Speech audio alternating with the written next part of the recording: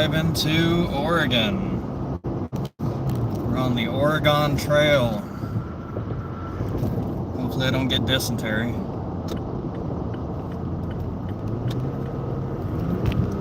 We are currently in Georgia, just hit 20, headed west. We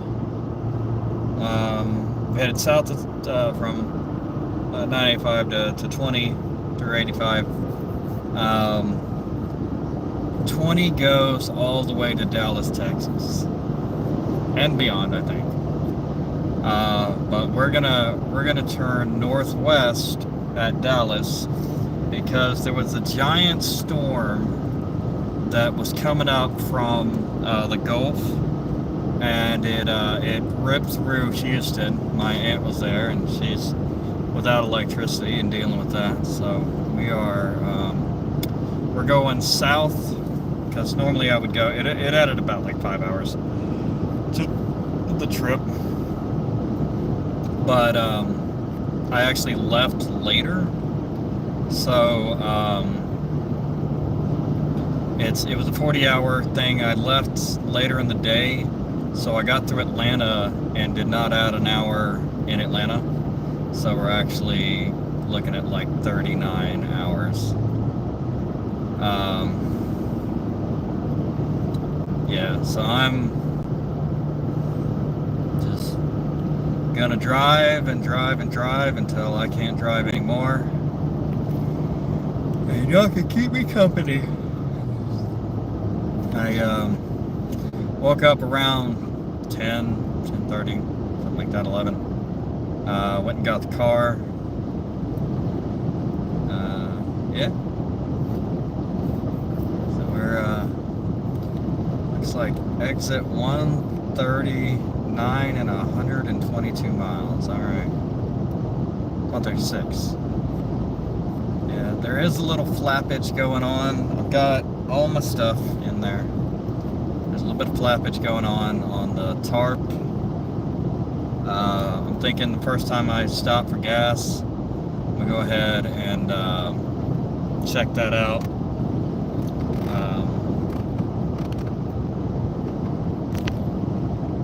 And maybe tape it down. I think I don't really have anywhere to connect it, but I think tape might work on this driver's side because it's pretty much like covering a box and like a bamboo collapsible laundry hamper thing.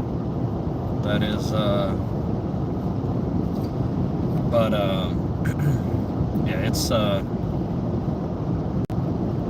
I think I can tape it to the bottom of the box because it's hanging over the edge a little bit, so that might stop the flapping. Because eventually, you know, after 3,000 miles of flapping, it's going to tear, or well before that.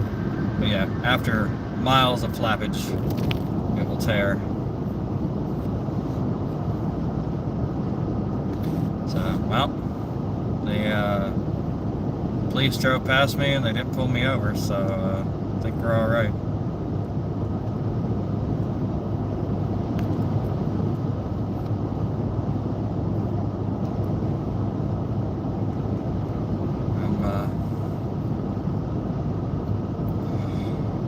Yeah. Well, there's nobody in here, so I don't know if y'all can hear me or anything, if anything's wrong, but whatever. If not,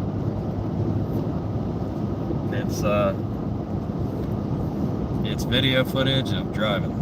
How about that? We're doing a driving across the country stream. Oh wow, look at that fucking, wow. Look at those effects. That's wild. Yeah, it got really fuzzy there.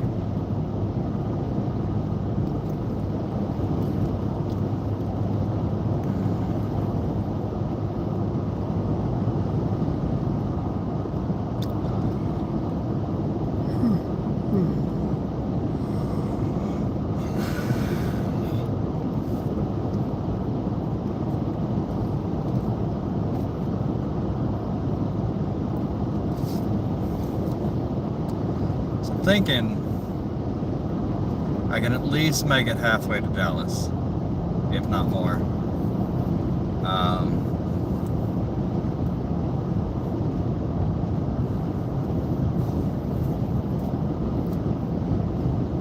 Let's see. I need at least 10 hours a day to make it in. To make it in 4 days. I am already short 8 hours because I left at 8. So, actually, so that means I need 2, 4, 6, 8. So I need 12 hours a day because I left 8 hours late. Probably gonna push more like 16 and try to get like 8 hours of sleep and then go for it. But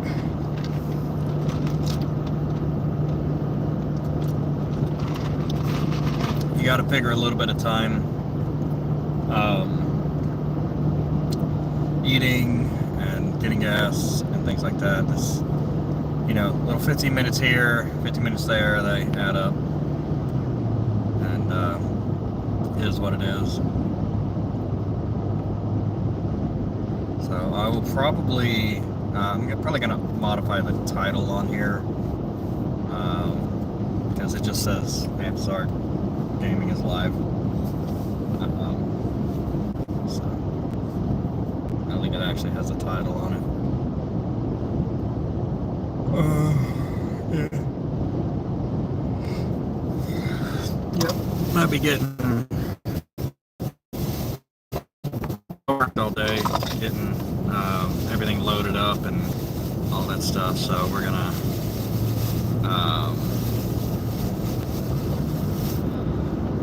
pop this first 8 or 5 hour energy. 8 hour energy. It's fucking cocaine. It's just cocaine at this point. Yeah. 5 hours. That's that's maybe a good pre-workout. 8 hours. That's 16 hour, 20. Just 48 hour energy. Fucking speed. Yeah.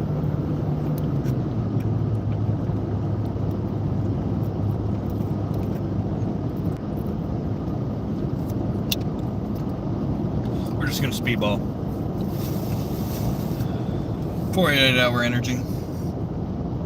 As long as the alcohol keeps up, we can put it up in or a downer. I'm kidding, by the way. I'm kidding. Very much kidding. There is no...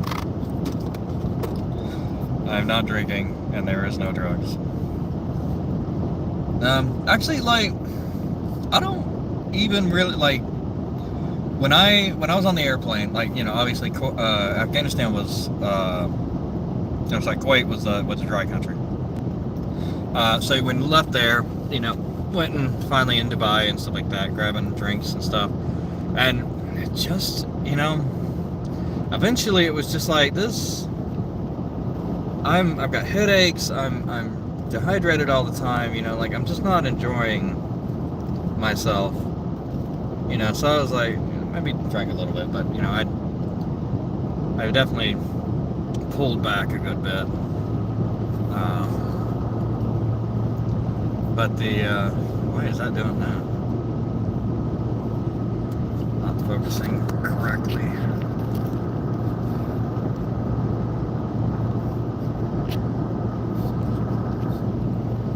There we go.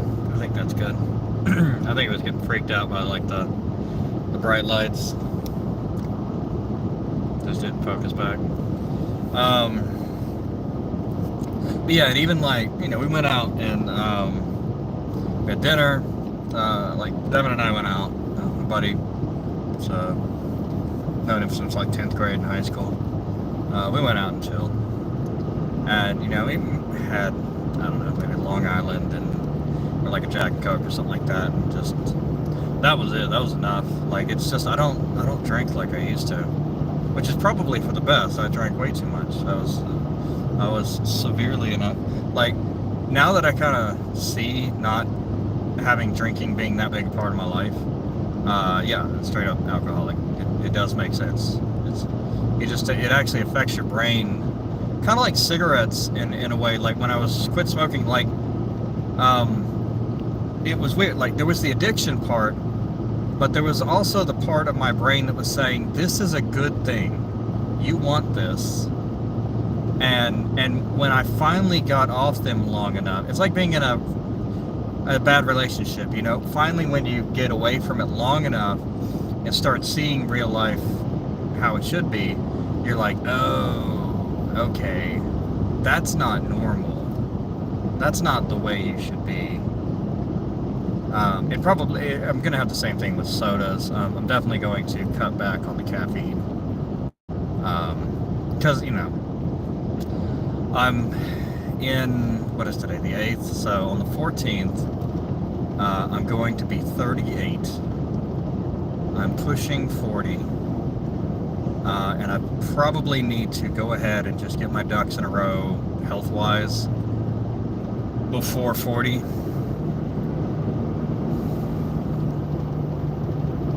And,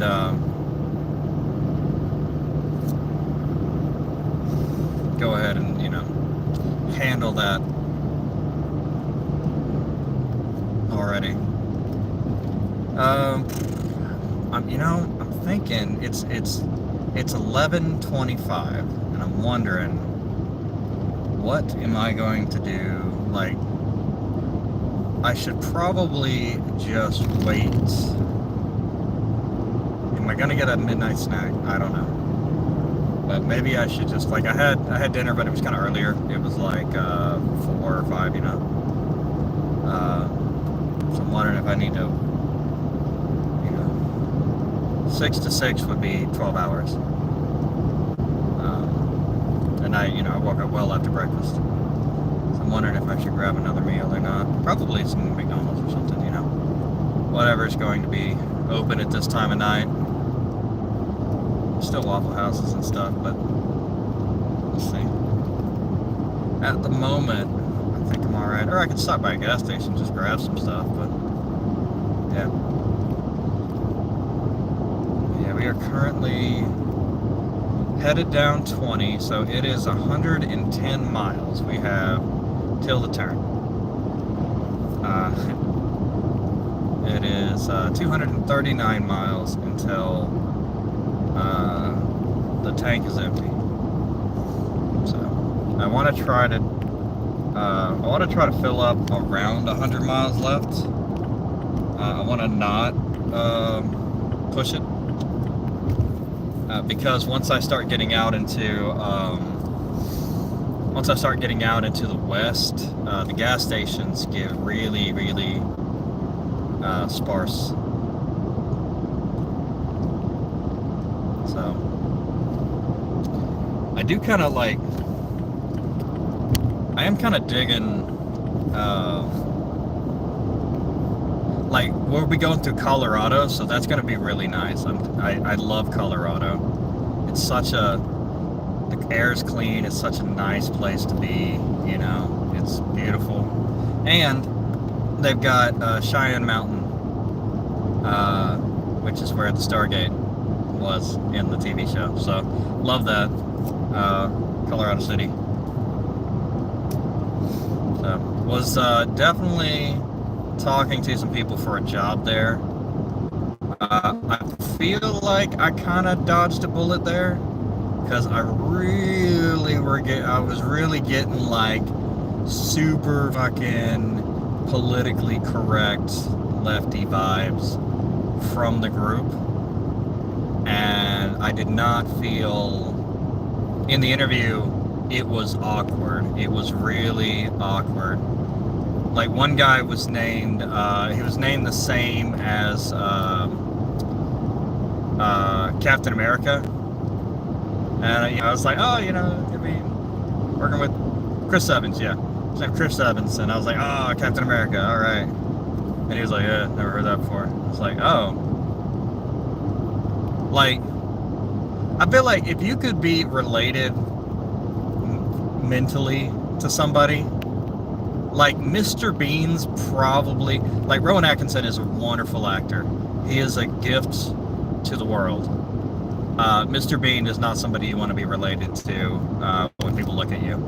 Now, if people look at you and say, fucking Captain America, goddamn right, that's fucking America's ass right there with being Captain America. So, that's fucking dope. I'll be, I'm totally down with somebody relating me to Captain America. I would own the shit out of that. And the fact that he didn't, I think it shows some insecurities. So, but anyway, that was, you know, it was a really weird interview, and you know, obviously I didn't get the job, and I ended up going to Kuwait after that because I got an interview for that.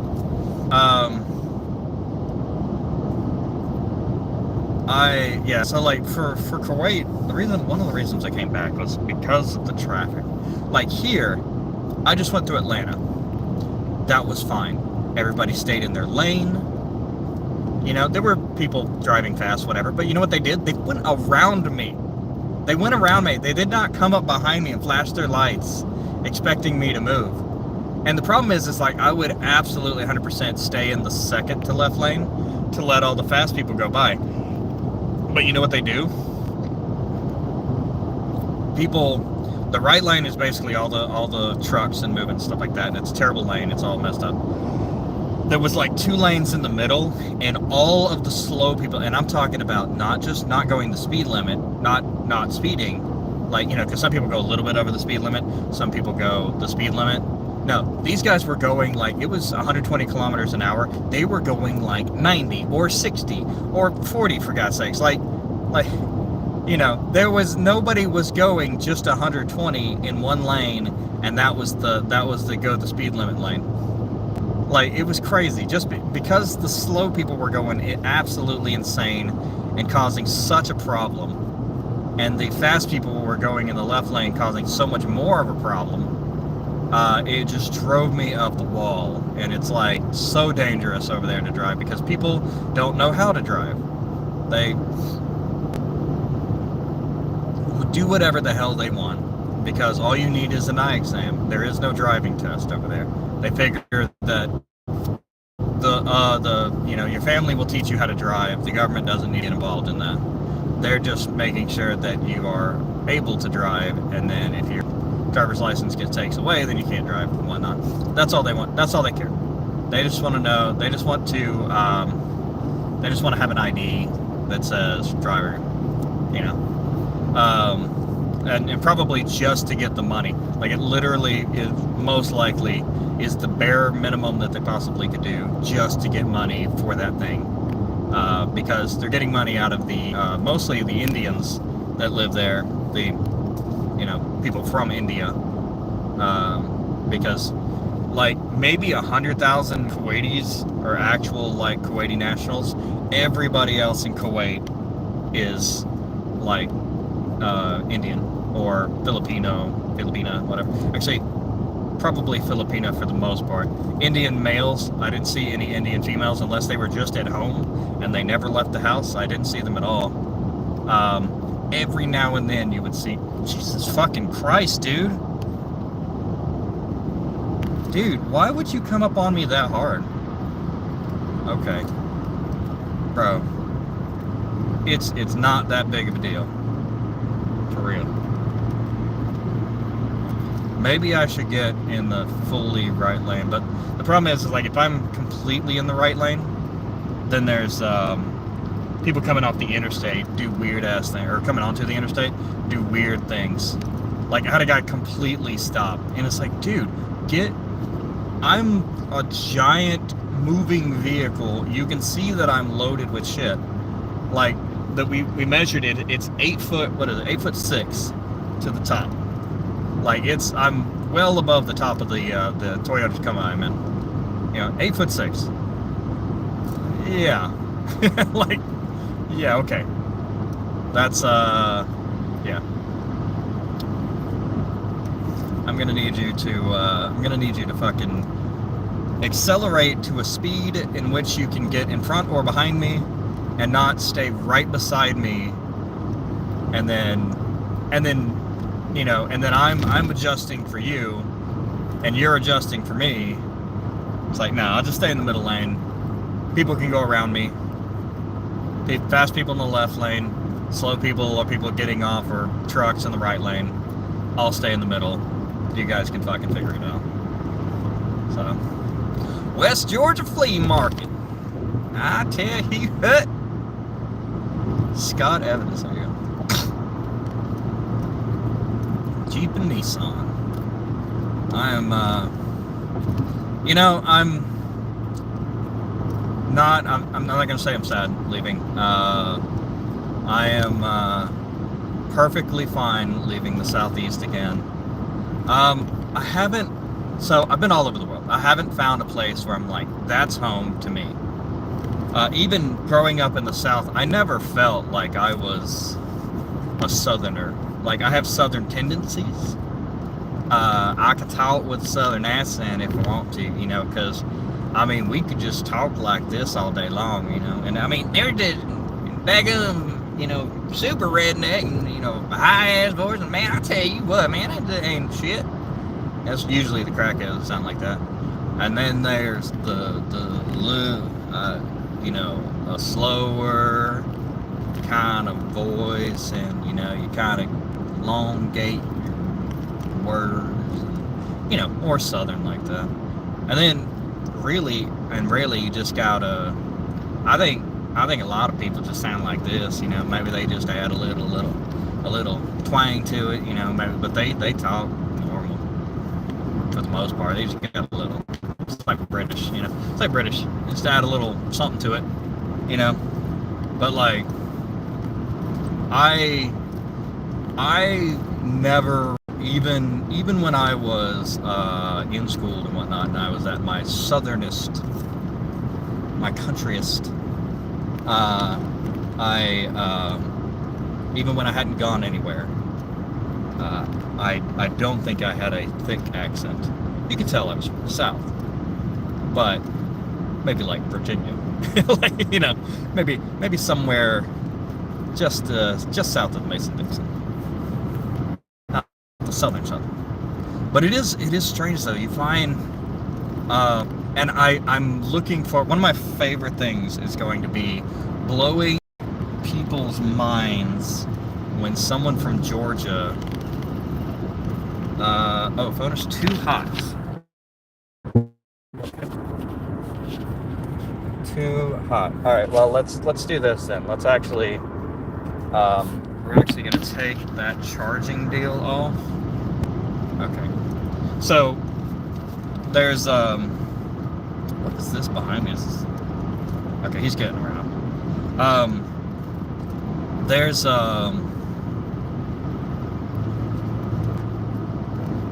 yeah, so there's a thing that my phone's resting on. Is it's like a magnet and it's charging wirely. But the problem is that is generating a lot of heat. So apparently it was frying everything inside, so it started closing windows and stuff. So I think we'll just leave that for a little bit, and let the battery die down a little bit, even. So that's fine.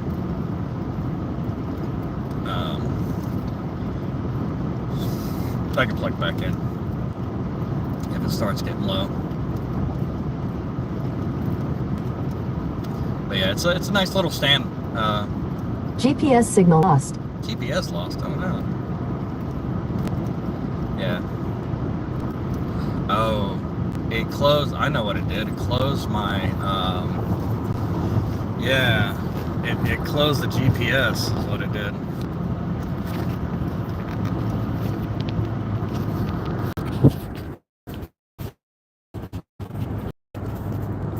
Well, I don't need the GPS at the moment. I'm 122 miles. What are you doing?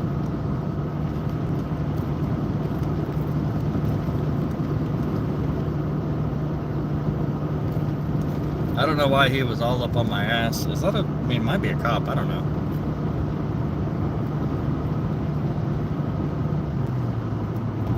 He seemed to slow down significantly.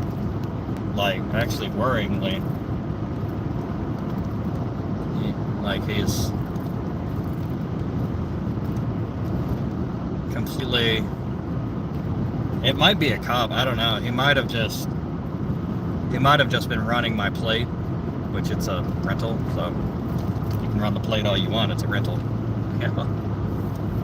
Probably was just staying up on my ass to look through that. But yeah, I'm at 19 now, so it looks like at 122 is when I'm getting all. So that's 130. I don't remember now. 132, something like that. Anyway, it was over 100. So that means that I've got 100 miles to go. So when the distance to empty gets closer to 100, I'll fill up and then worry about the GPS then.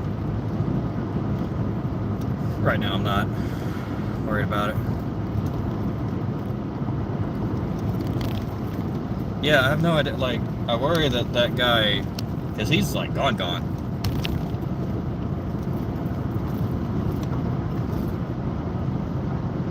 It might be a cop and he pulled over and but yeah, no, it was definitely somebody up on my ass, and then he just immediately decelerated with no brake lights. I didn't see any red behind him, but he just, like, his engine just stopped working. So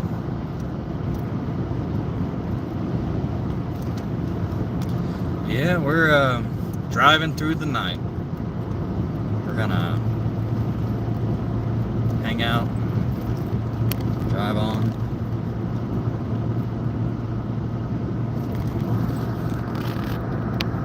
We got a little bit of better angle there.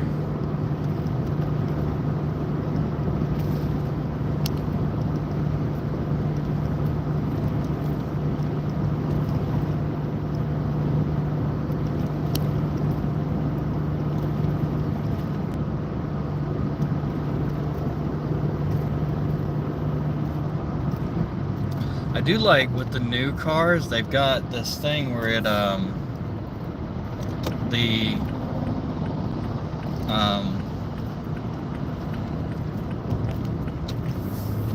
if you put on the like the cruise control and then it detects somebody in front of you, it will lower your speed to an acceptable level so as to keep a good distance between you and the car in front of you. So like, say that, you know, you're going 70 or whatever, and then the car in front of you is going 65.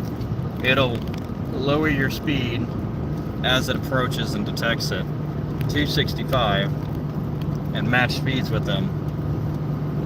But it'll do it, you know, with like 2 or 3 car lengths between, so that if it needs to slam on the brakes, or if they slam on the brakes, then it's got time to stop. But I believe it will only go down to like 30 miles an hour, so like it won't actually stop the car completely. There may be other things that actually kick in at that time.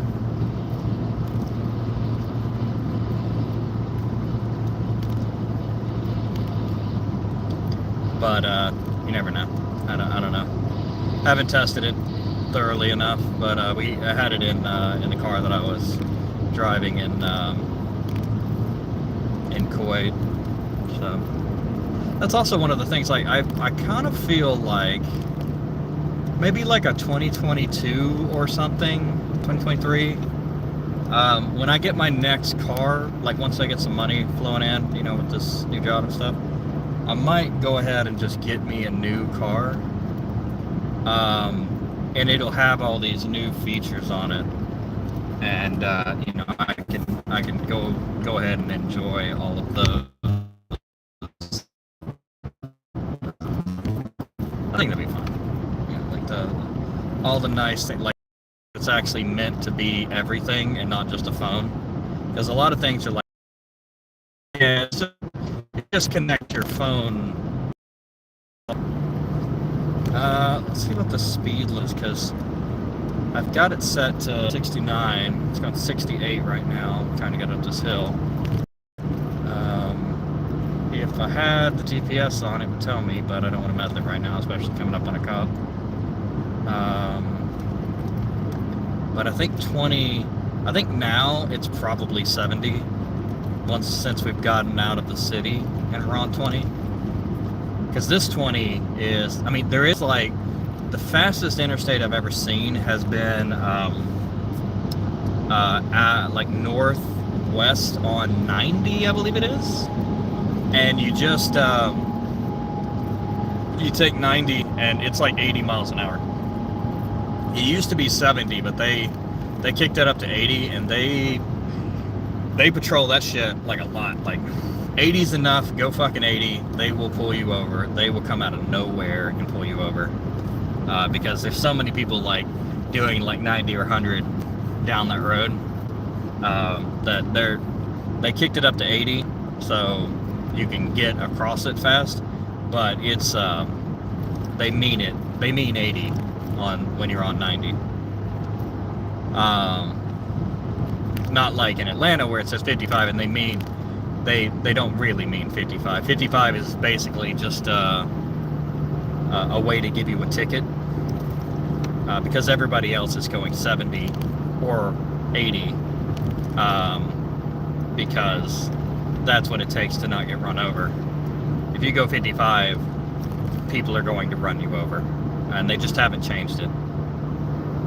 Yeah, 70. There we go. We're good. But yeah. So in Atlanta, it's also, you can tell people from Atlanta because they won't pronounce the T's, either of them. Atlanta. It's not Atlanta. Lost City of Atlanta. No, it's not Atlanta. It's not Atlanta.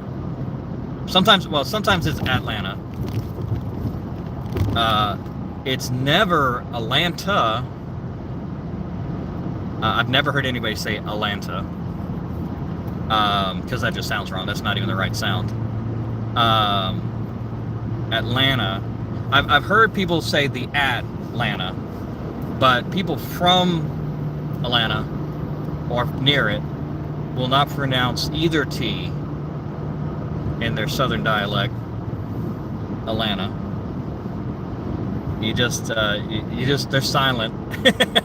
I guess, you know what, that might be where silent letters come from.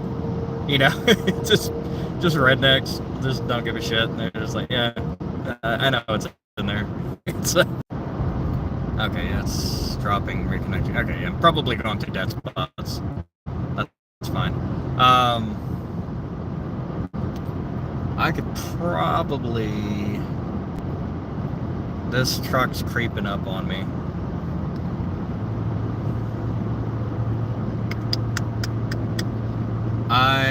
Okay.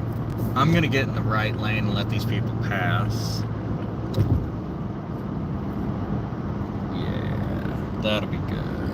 Yeah, that'll be great. Can you work on Saturday? That'll be great. Alright.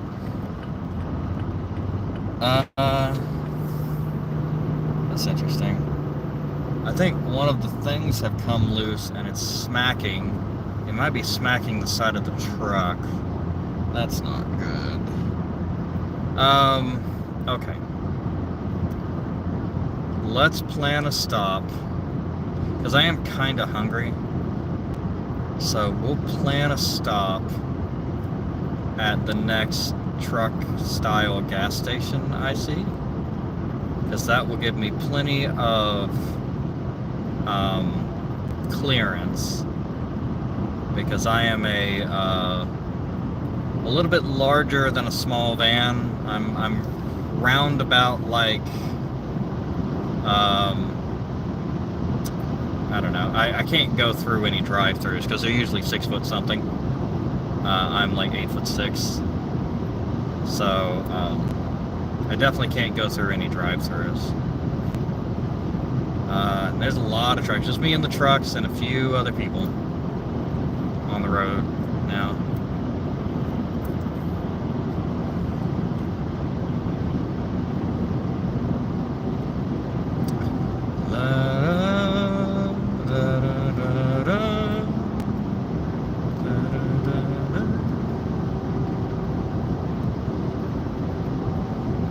right. I would like to have...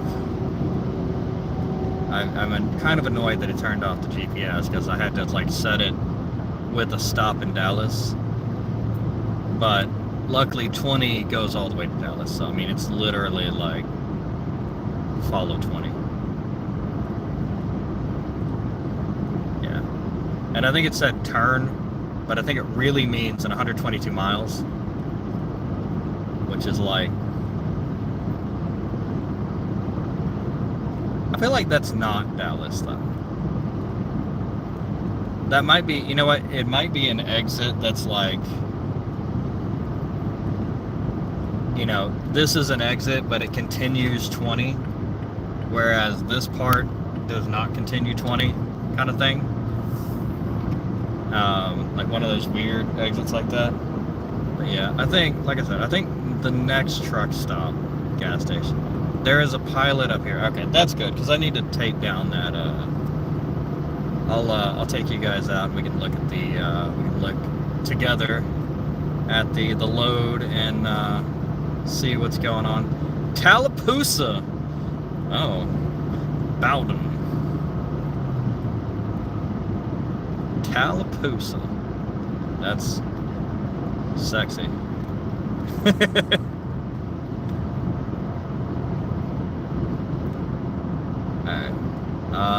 Yeah, I think it said this exit. So. Historic Tallapoosa. Fallapoosa. Oh, the T. Yeah, missing some things. Historic Tallapoosa. A lot of these words come from, I don't actually see any sort of gas station. I will make the exit because it said there was a gas station. Maybe it's hidden behind the trees.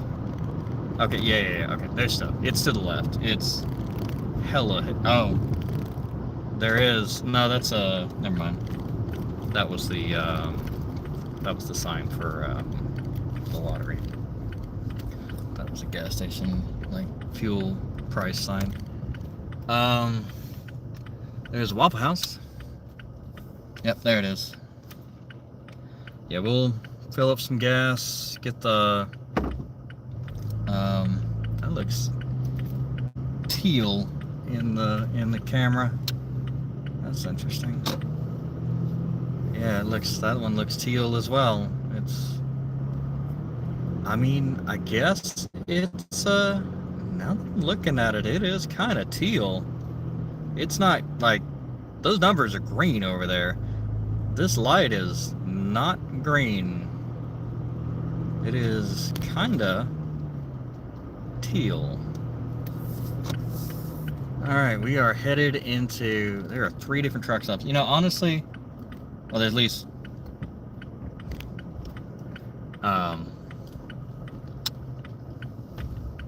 Yeah. Alright, so I've got some Gorilla Tape. Oh my god. Taco Bell.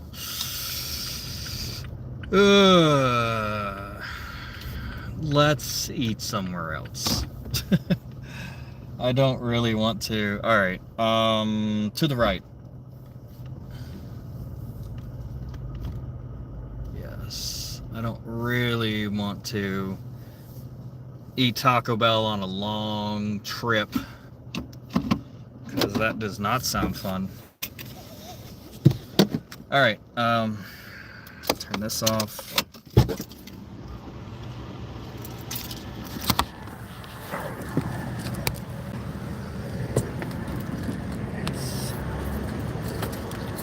It's flapping, but it's not.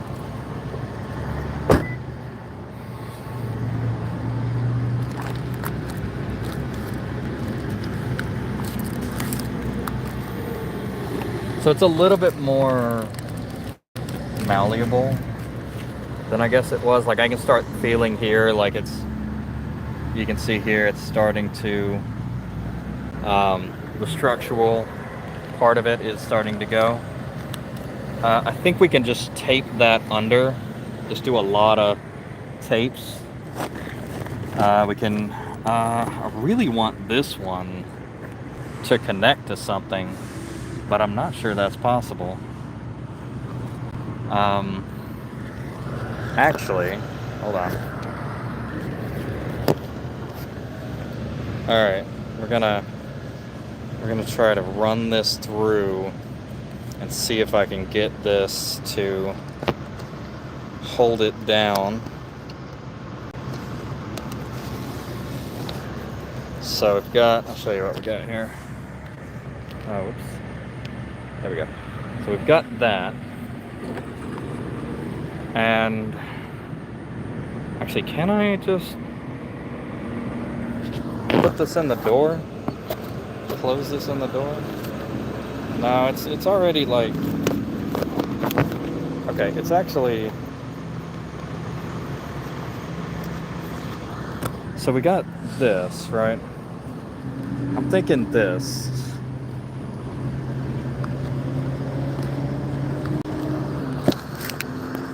And then we can just tie a knot in it. Or two. That'll, it's gonna be blacked out here for a second while I get this knot tied.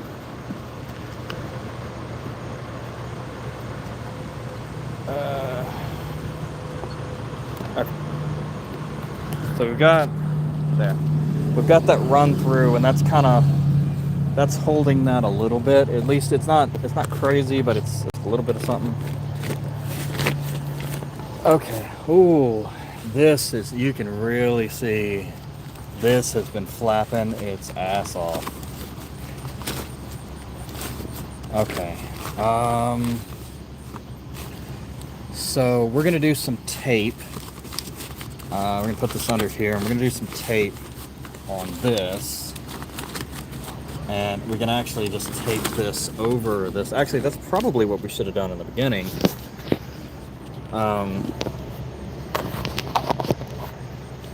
Yeah, we probably should have done that in the beginning, because this, actually,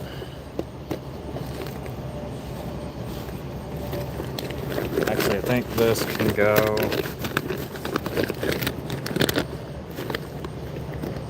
Yeah, it's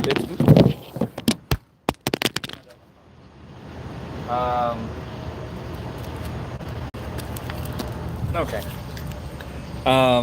Yeah, so it's like, it's not my favorite, but it is what it is. But yeah, we will tape. Okay, so we'll tape this down. We'll put you there.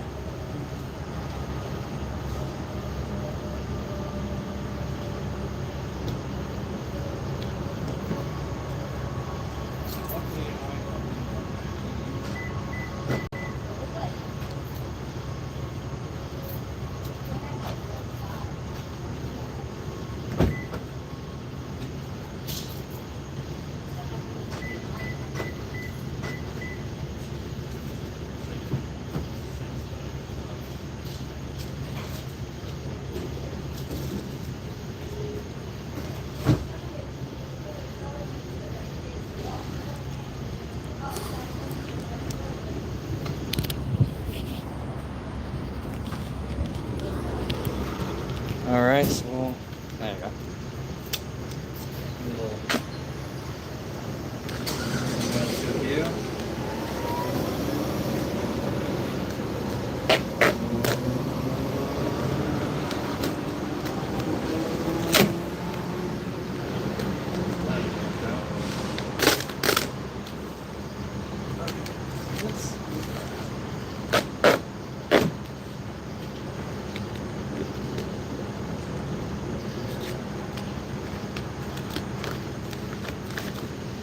Do a lot of these to hold that down, because I don't expect that to hold for a long time, because this is already structurally weakened. But I do expect it to just at least stop flapping for the moment. most part, because this looks like it's just been flat the whole time. Definitely not supposed to look like that.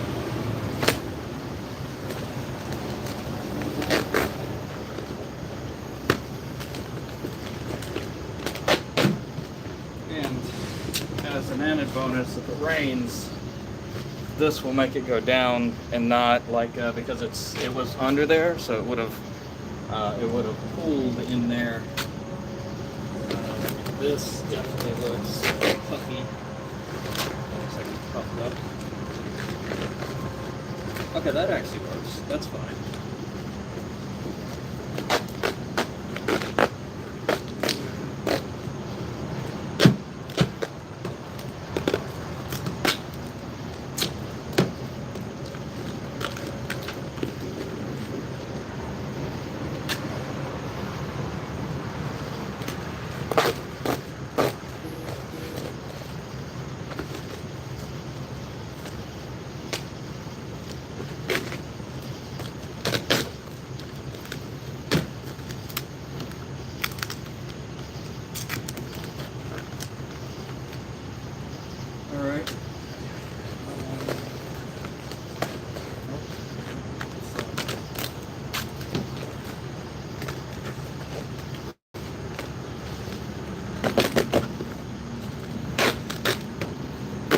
Reason, I don't know why, I've got that first conversation of like Skyrim, same thing, you're the Dragon Boy. I don't know why that's playing in my head.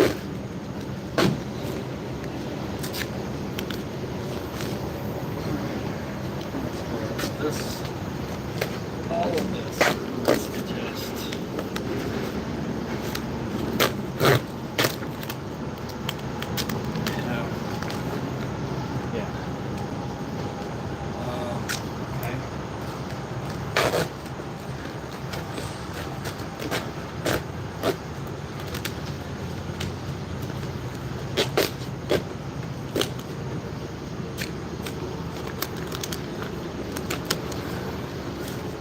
maybe because of ADHD. Or whatever it is. Okay. So, I'm going to go take the other side. That is interesting. Let's go ahead and get something on the mat. Hold that.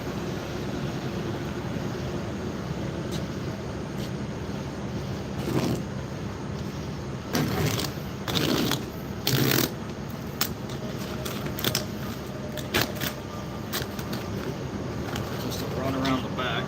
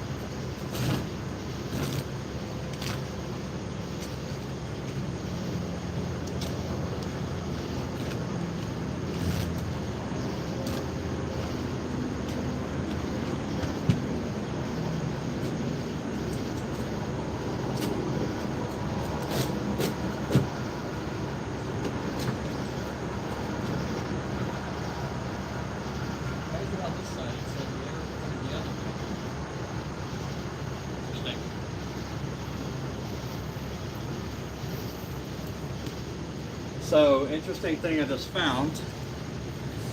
The arrow points to the right, but there is no gas tank on this side. The thing's on the other side. So the arrow that tells you where the gas thing is wrong. Let's get another one in here. Kind of just trying to reinforce now the car at this point. Not really trying to get it to hold anything. Just trying to get more tape on it to stop it from ripping anymore. Because it's, if I had gone really any farther, it would have shredded completely. That, yeah. Okay.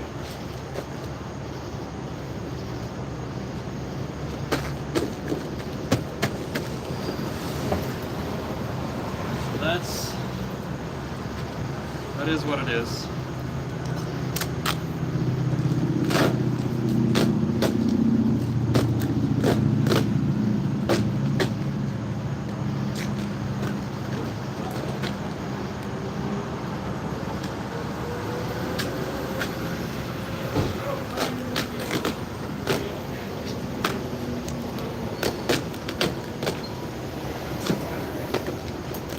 That's probably good.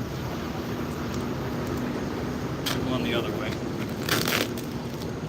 You can debate the effectiveness of this in the comments, but it is what it is at this point. Alright. So we'll flip it around. Show you what I got. I did some stuff around the back. And then this side. Oh, sorry. Okay, let's go look at it again. So I did all of that. Here, show you. All of this. That side was really just coming apart. So I'm gonna keep an eye on that at the top because it's already weakened.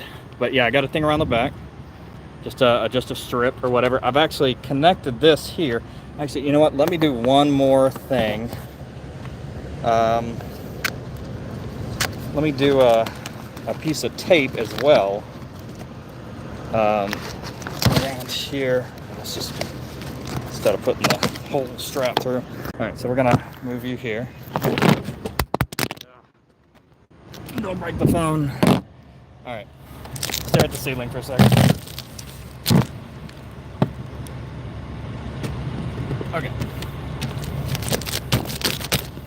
That one just doesn't seem to be holding, so let's put some tape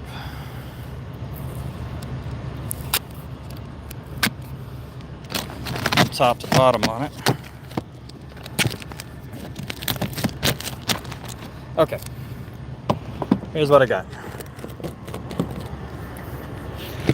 And flip that around. Okay, here we go.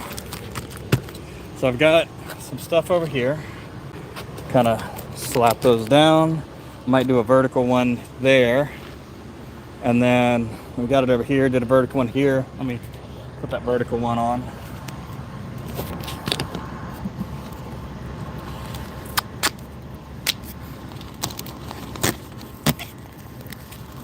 Just something to cover. Actually, if I can do this, that might help.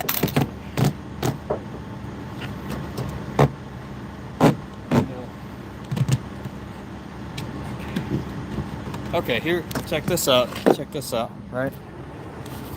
Because this one was flapping, because this one was flapping so much, here's what I've done. I've gone here vertical to hold these on, and then I've gone under here, under there, and then brought this up here. So I think that'll, and I'm nearly out of Gorilla Tape, so, you know, the tarp has heavily become just tape at this point.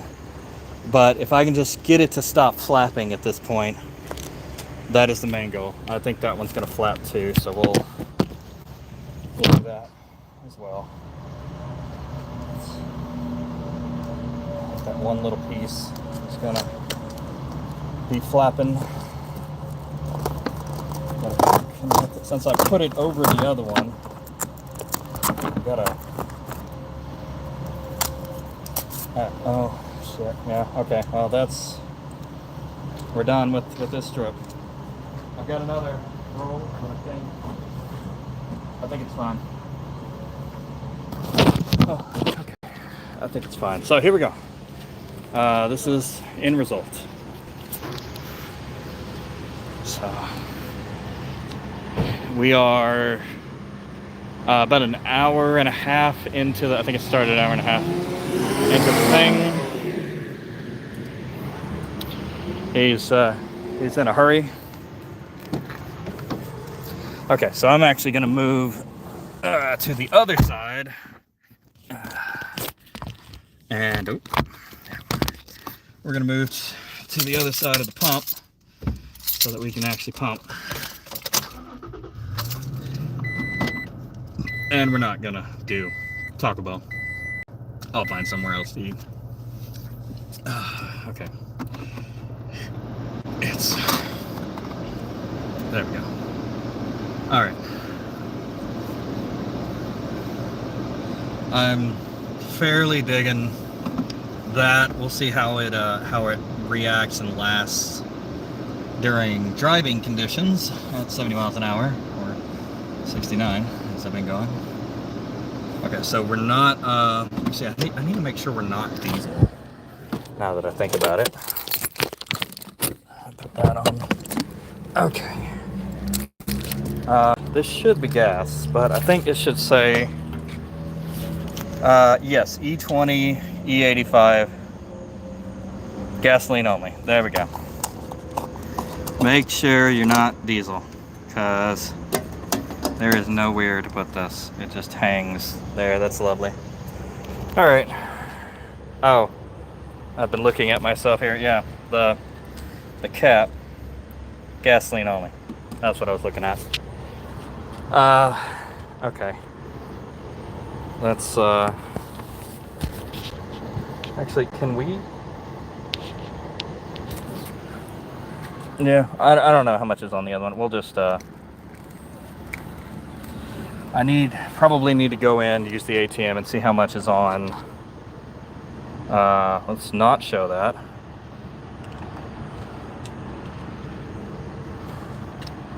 Yeah, for some reason, I think the...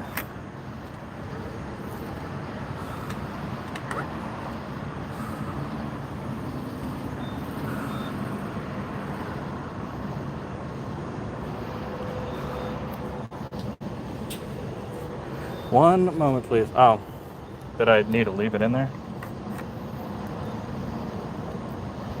Ah, do not remove card. There we go.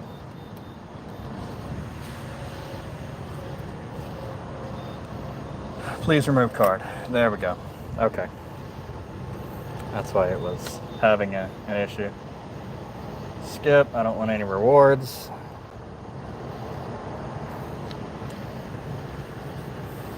Damn, that's crazy.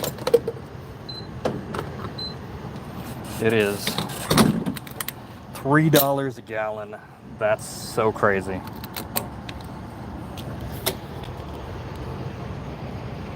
It's not fueling. Okay, please fuel.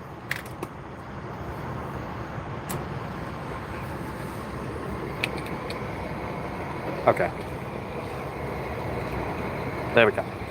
Okay, I don't know what it was doing, but it was having an issue. All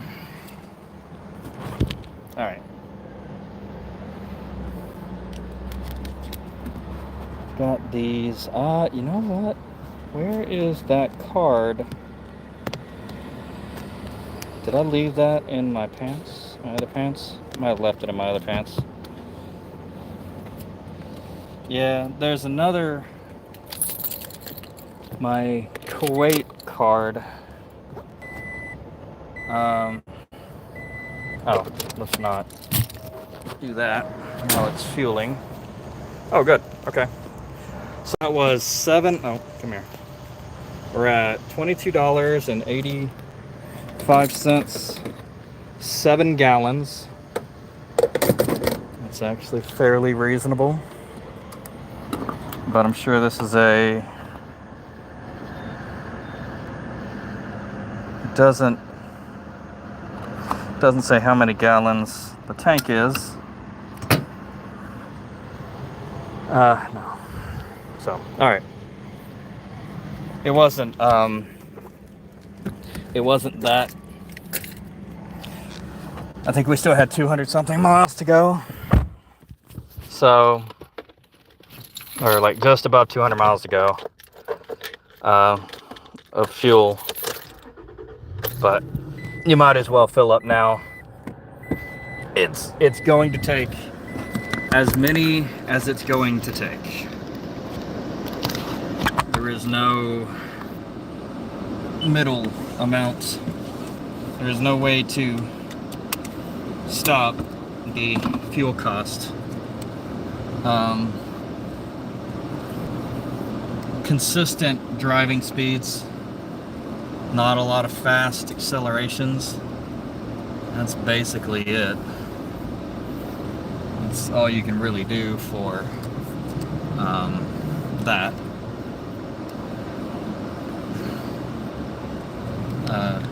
To lower the fuel cost. Alright, so yeah, so I couldn't even see, now that I think about it, I couldn't even see reconnect. Alright, we're back live. The sooner I can turn in the car, the more, sorry, I don't know if you guys heard me. Anyway, so let's go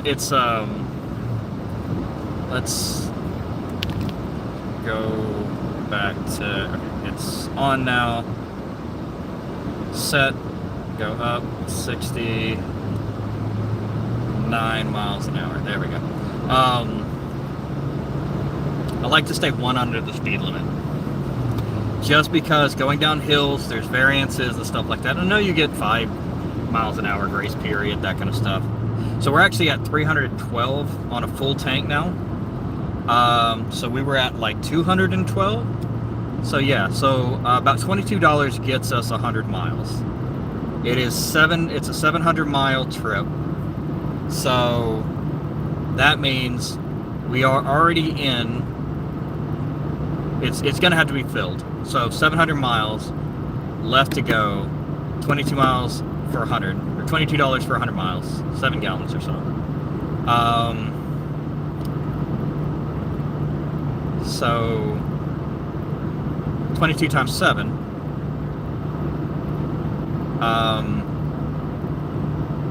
Sorry, I'm fucking blanking on the math. 22, 44 is 2. 88 is 4. 160, 176 would be 8. 176 minus 22. So that's 4, 5, 6, 7. So $154. Fuel costs will be roughly $154. That is much, much more efficient than I had expected at all. That's wonderful. That's great. That's actually not a whole lot. Now, varying costs, whatnot. So, varying costs on gas. So, we'll say $170 for the few gallons, whatever. Maximum $200 if we get into like somewhere where it's just a lot of money for the fuel. Look at all those trucks on the left. There's so many just hanging out. But yeah, so that's like $200 for gas. That's wonderful to drive across the state or drive across the country.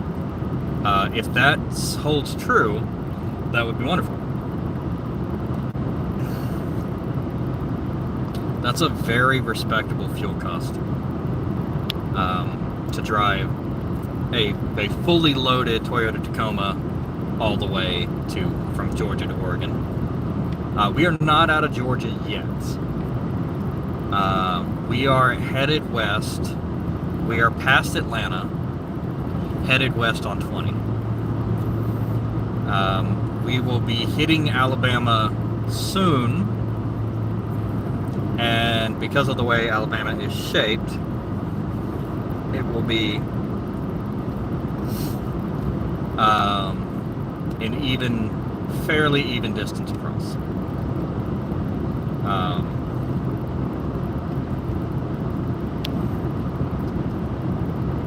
Because Alabama and Georgia share basically a pretty much vertical border, and so does Mississippi and Alabama. Louisiana does not, and we will be. Yep. Oh, actually, here we go. Welcome to Alabama. We are in Alabama, so there you go. We have. So that was a third of a tank to get to Alabama from Northeast Georgia. That is very respectable, and I'm digging this truck. And honestly, if I do get a truck, Toyota Tacoma seems like a newer one, seems really nice. It's not a crazy, like, you know, you probably can't put a pallet of bricks in the back and expect much, but it's not terrible. What do we got up here? You seem to be a broken down car in Alabama. Alright. Not a cop. Well, that's the one thing, though, is that once you leave Georgia, like if you head into Georgia the other way, the State Patrol is waiting on you. They are right at the border waiting on you. Once you leave Georgia, police do different things depending on the state. Like South Carolina, they do aircraft stuff. They don't care. They're not really worried about your speeding. But once you hit Georgia, they care a lot. Mostly, I believe, because Georgia, and I think the biggest problem, Georgia is like the funnel from the west and the north.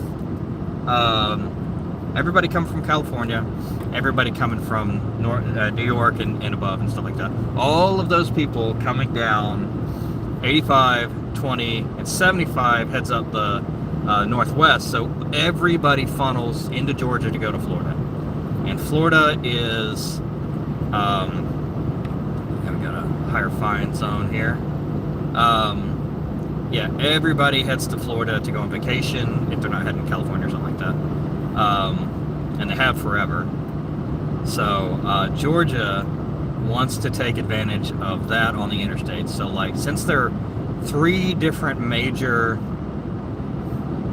and if you take the East Coast 20, because 20 rides up the to the East Coast and then heads up the coast. It's kind of like the 101 for the East Coast. If you're familiar with the California, Oregon, Washington 101, the scenic highway. I'm not sure if it's super scenic, but it definitely heads up the East Coast like that. But yeah, if you, I think because they have like 4 ways that you can get, 4 major ways you can get into Atlanta. They want that income from out of state. They want to import that the income for the police department, and they just have they've gotten funding like that for crazy, and they're doing crazy laws in Georgia. Like it's way too. They have a zero tolerance for everything. Like maybe let's not let all the criminals out or give them free passes, but damn, you know, like going the complete other way has proven that it does not work. Going the complete other direction where you just let everybody out doesn't work either. There's a balance in the middle, you know. It should not be lock everybody up, and it should not be let them all out for, you know, unless they've done something extremely heinous. It should be somewhere in the middle where rehabilitation is the key, and I think that really should be the focus of quite a lot of you know, countries and stuff like that. Actually, interesting thing, not police related, but I believe it might. I think it's Europe. It might have been the UK, but one of the things that they did, or maybe it's Norway. Anyway, or Sweden, something like that. One of those well-to-do countries in the Western world. What they did was they went and they took all of their insane asylums and they closed them. And they took the insane people, or the people mentally, you know, the people who had mental issues, and they took them all, and they took them to gardens, and they had them guarded, and it really helped.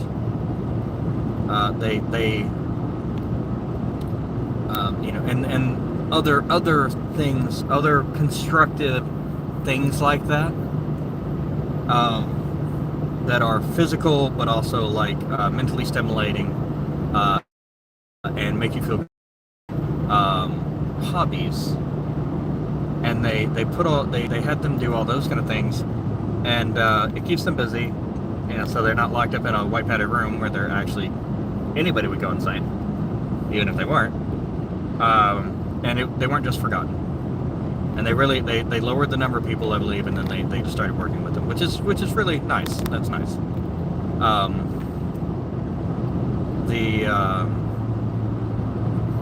Yeah, so I think they started, and especially because, like, so if you have, okay, so if you're schizophrenic, and you are a danger to yourself and others if you don't take your medication, but if you take your medication, you're fine. You know, if you're not drinking, you're not doing that, you're taking your medication, everything's fine, you're fine. The problem is that as soon as you get on your regimen and somebody's making sure you're taking your medication and whatnot,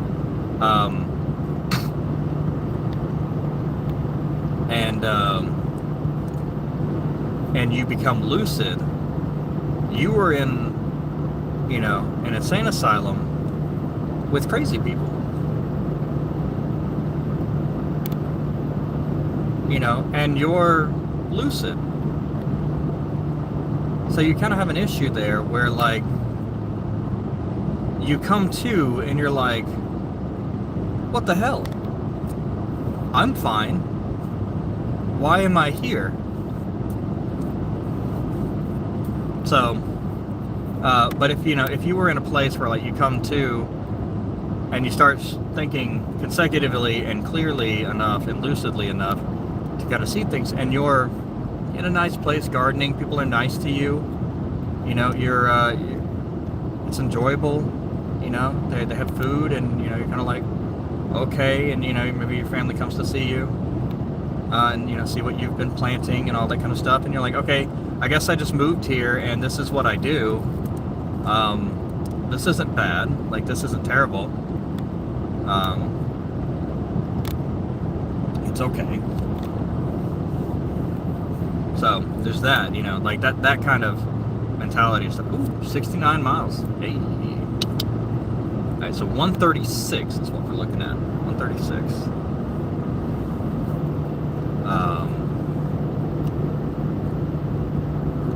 Yeah.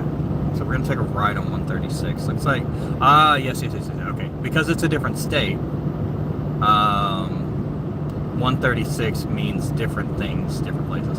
So I think we're probably, it's either going to be continuation of 20, where another highway starts, because of the way they do the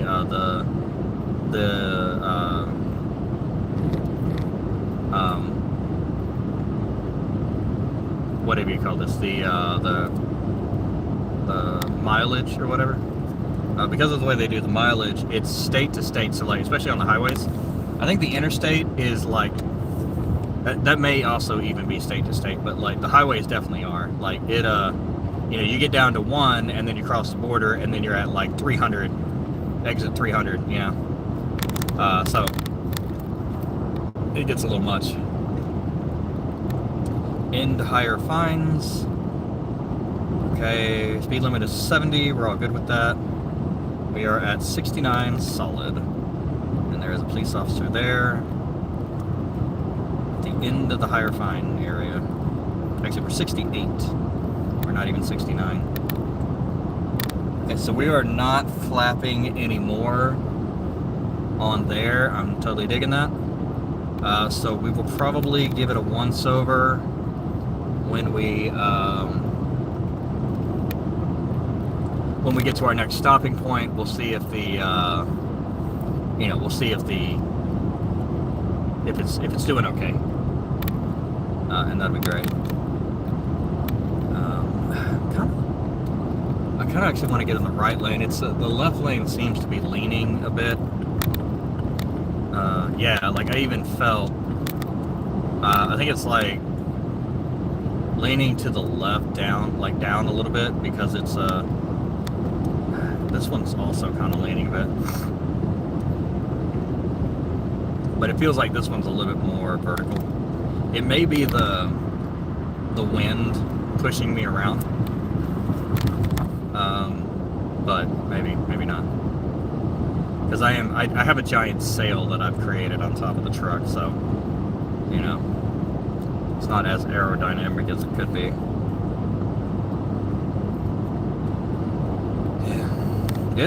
And I tell you what, that's I was thinking much less, but we got a lot in.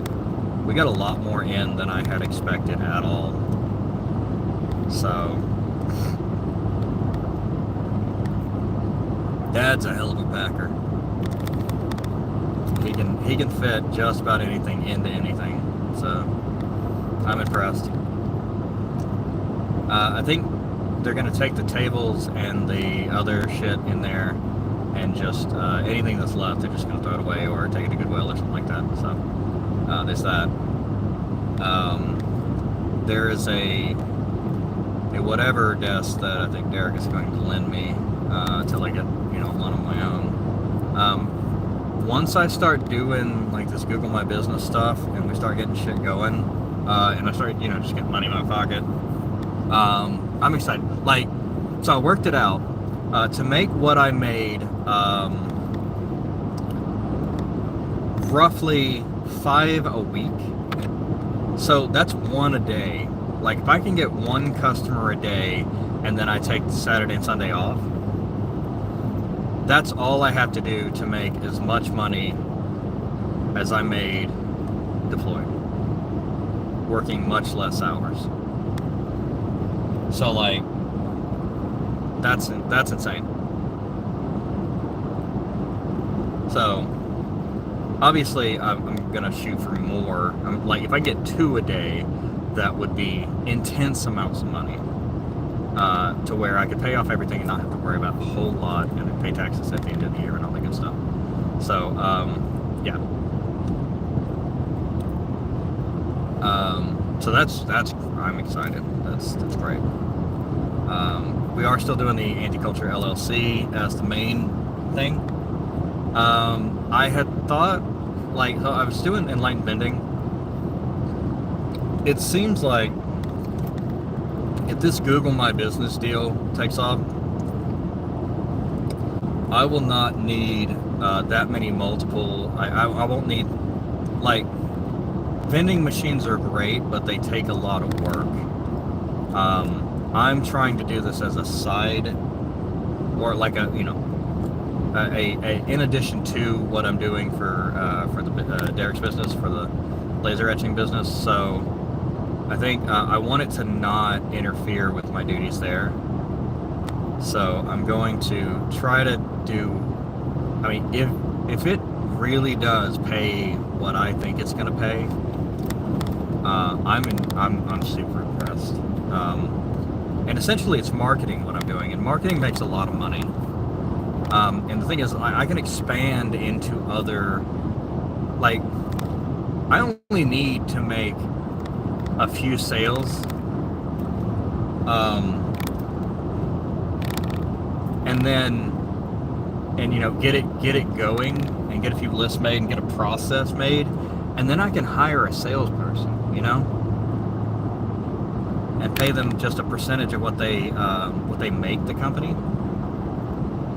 And that takes that off of my plate. And then at that point, if they're bringing in a lot of people and there's more than I can handle, more work than I can handle, then I'll just hire somebody to actually do the actual work on the thing.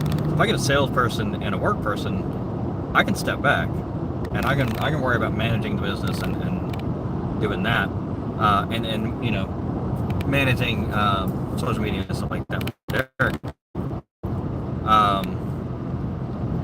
And the thing is like, because I will be a marketing company, I can just then sell my services to Derek, at a good rate, and market and use my team to do marketing and expand the services that we provide. I mean, that's solid, that's easy.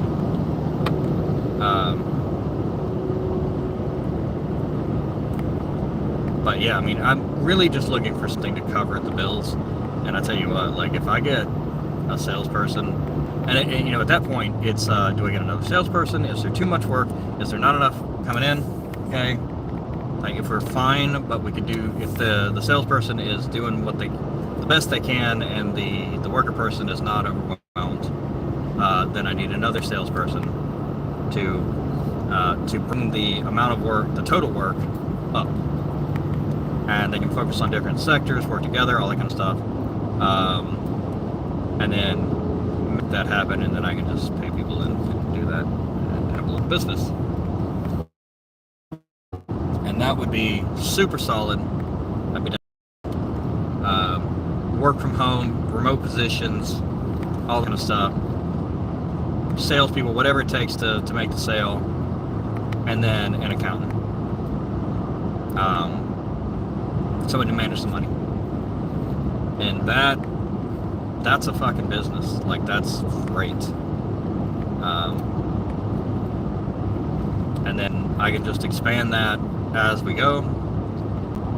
If that, and then start offering more services involved with that, more marketing services.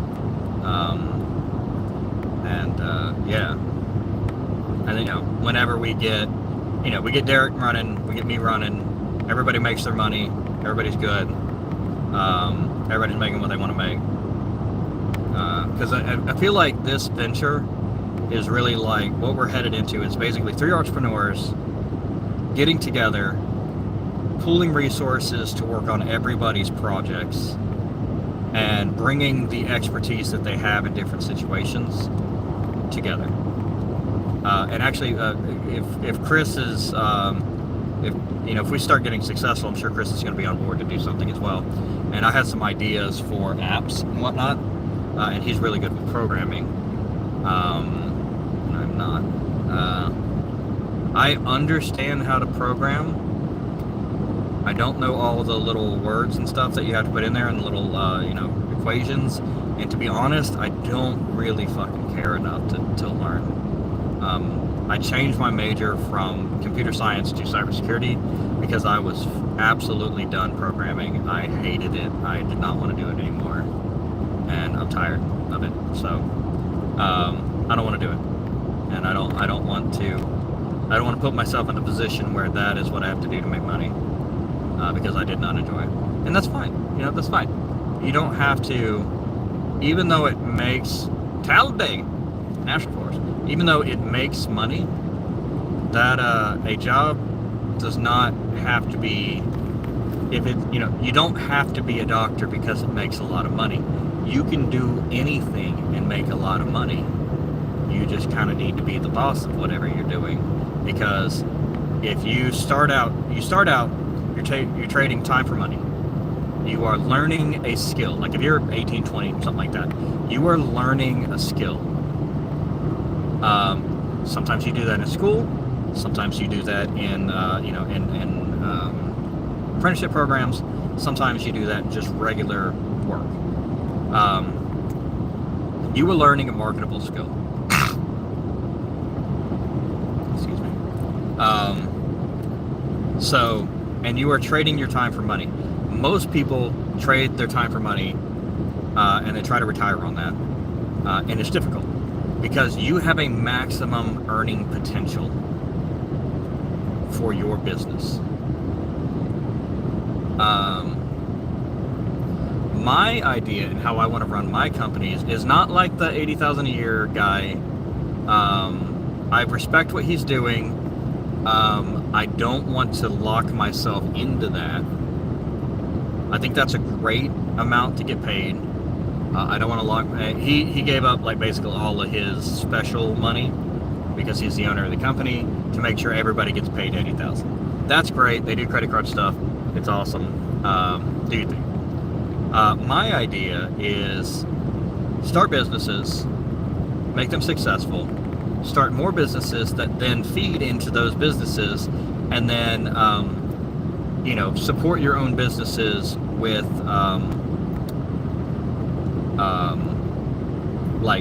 your other businesses will feed into your other businesses, like symbiotic and support each other. Kind of like the Rockefeller thing. He started with steel, and then he went from he started owning everything from getting it getting it out of the ground to eventually putting it on the shelf. Like, he owned everything, the entire pipeline, and then started doing that was Carnegie. Carnegie did that. Rockefeller didn't do that. He's much older or he's much younger. Well, he's dead now, but he came much later. Carnegie did that. And I think maybe Rockefeller did something similar. But Carnegie even had Carnegie bucks. Maybe it was Rockefeller bucks. But I think they both did similar things. But the Carnegie Steel made a lot of sense how he did everything. So that's my kind of idea, own multiple business. Now, the thing is that you take a holding company or a trust or whatever that owns all of the businesses, and then what you do is you every either quarter. I like the quarter idea because it's a smaller target than a year, but it does make sense to do a year. But I'll tell you what it is. It's so you basically take 2% of the profits for all of the companies that you own, and everybody gets a flat raise on 2%. So everybody is putting towards everybody else's raise. Everybody works together, and nobody is striving, doing their best, doing all that, and then not getting a raise because somebody else. They are striving, doing their best, and doing what they can to benefit everybody, even the people who don't work at your company, everybody who works at all the companies. They're going to do their best to support everybody. Now, that means that if some things, if some companies, don't do so well, the other companies can prop them up.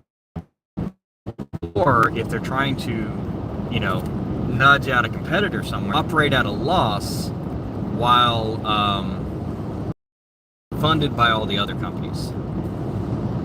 So it's not really a monopoly because you're owning different companies that own different, or that operate in different spheres, but they're all working together for a common goal. So it's kind of like corporate communism, but the key is that you don't give everything to the government take care of you.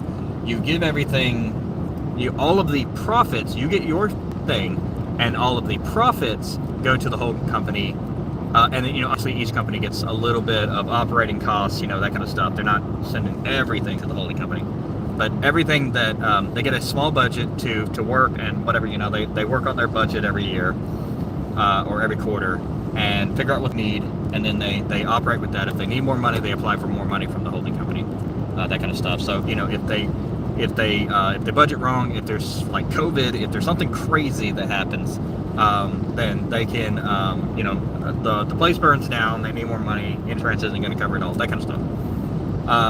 All of that's good. They can be supported if they need it. But the idea is that everybody, and especially if you're doing it every quarter, every 3 months, everybody gets a raise. And it is based solely,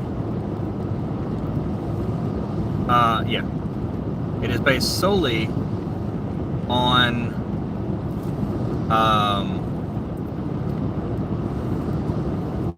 their ability to produce for the company. So if you're a salesperson, how much did you sell?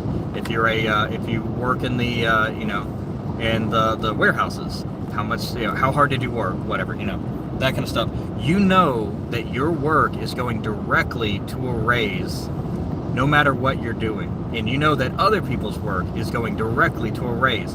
Now, the idea behind that is that you expand into more businesses. Acquisitions is one of the best businesses to be in, and eventually you're not making new companies, you're buying companies. So once you get a few of them started and successful, and that's the hardest part. It sounds simple. That's the hardest part. By all means, that one is tough. That's where 90% of businesses fail, is they don't make profit long enough, in a few years.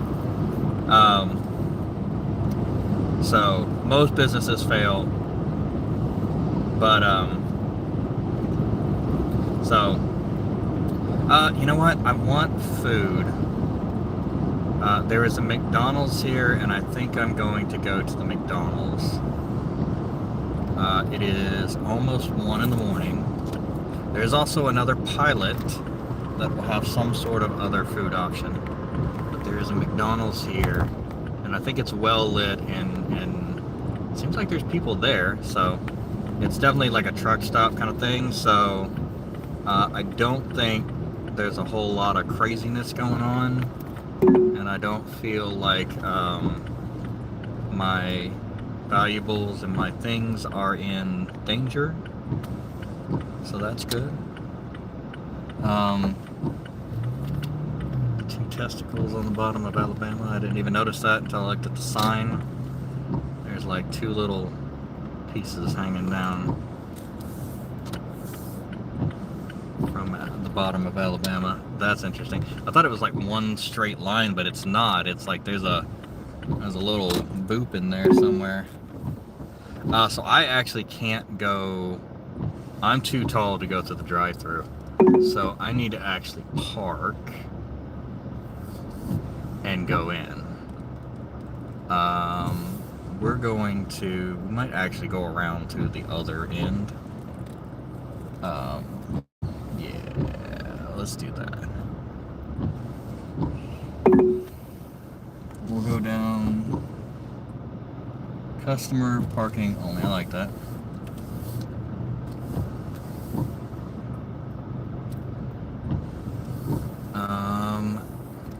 Let's go all the way. Reserve. Okay.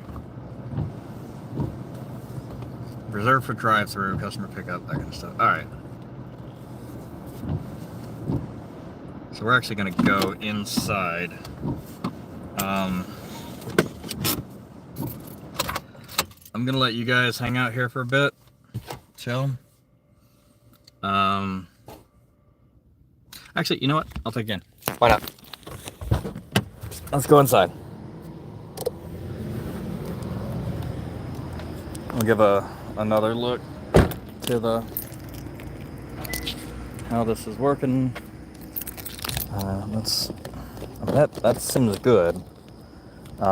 This is actually coming loose a little bit. Okay, let's see how that tape job held up. Oh, it's straight just ripping off. All right, well.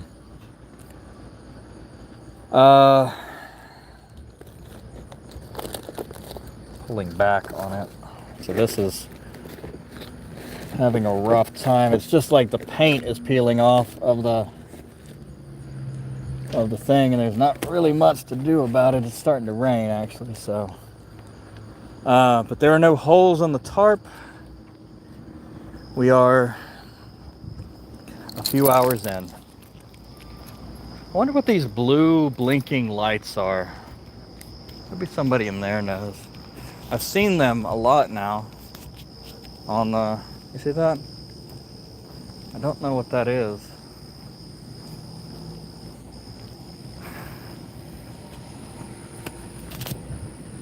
Oh, I don't even have my wallet. Oh, I can pay with my phone.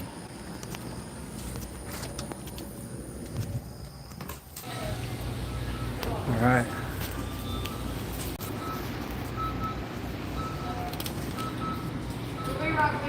All right. Okay, I'll do that.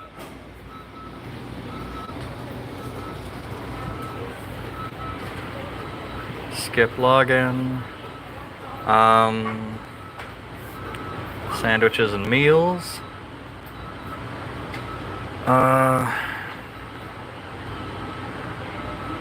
Where's the double quarter pounder meal? Double quarter pounder with cheese deluxe, not available after midnight. Really? Why? Oh. Yeah, that's the deluxe. I'm not worried about the deluxe, actually. Let's do that. Large Dr. Pepper. That's weird. I don't know. Obviously, there's something. Maybe next time to go. Not today. Not today, Ronald. Right here. Okay. We're going to do that.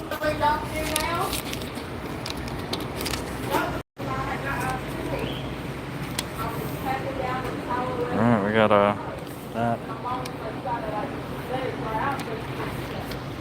They even got a play place still. That's wild. This place hasn't completely lost its humanity as a McDonald's.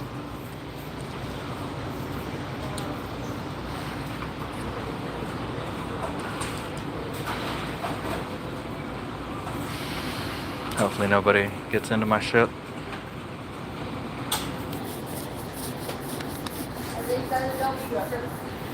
Oh, thank you. Yep.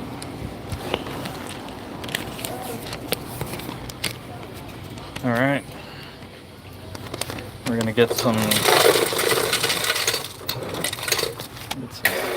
Mickey D's DP. If you know what I mean. So there we go. All right. Let's see about.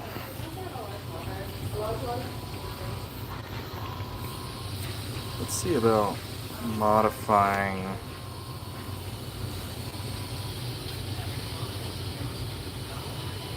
Oh.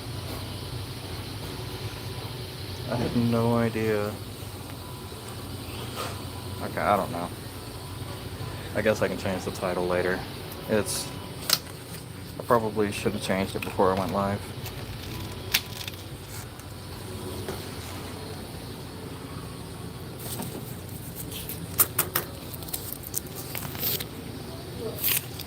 There we go.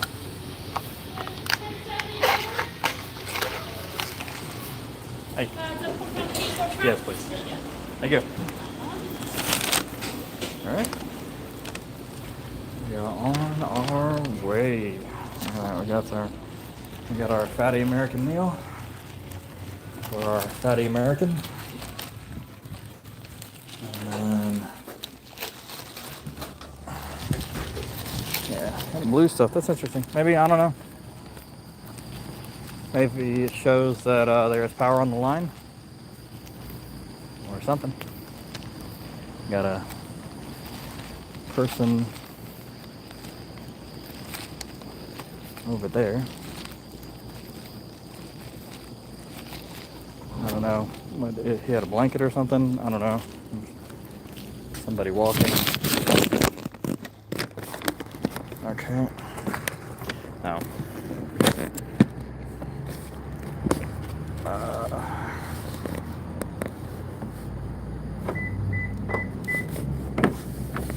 Okay. Throw that in. Oh, almost dropped my fries. You see that? That would have been bad. That would have been bad. If I had lost. Look at that. Almost.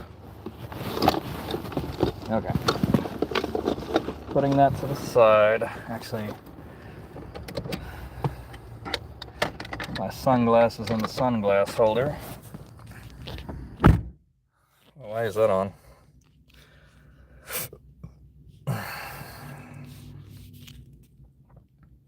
Flashlight is not. Okay, that's fixed. I don't know why the flashlight was on. Cool. All right. But all right, we are getting it. Ready to go.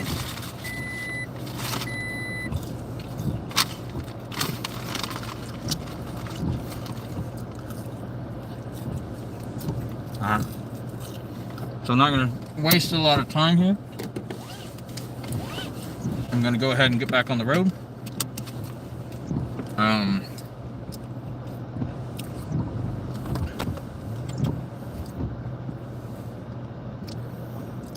going to go ahead and get back on the road so that our meal times do not slow us down substantially.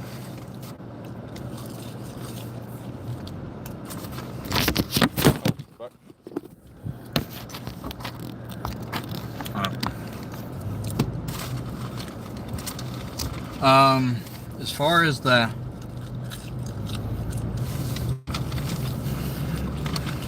tape's going to continue to pull off.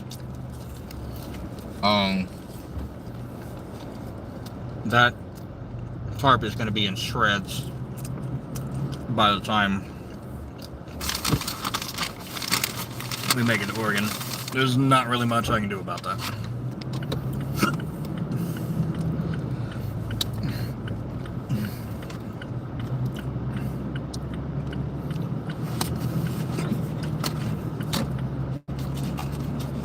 Okay, they're both to the right. Left is the first one. We're gonna... excuse me.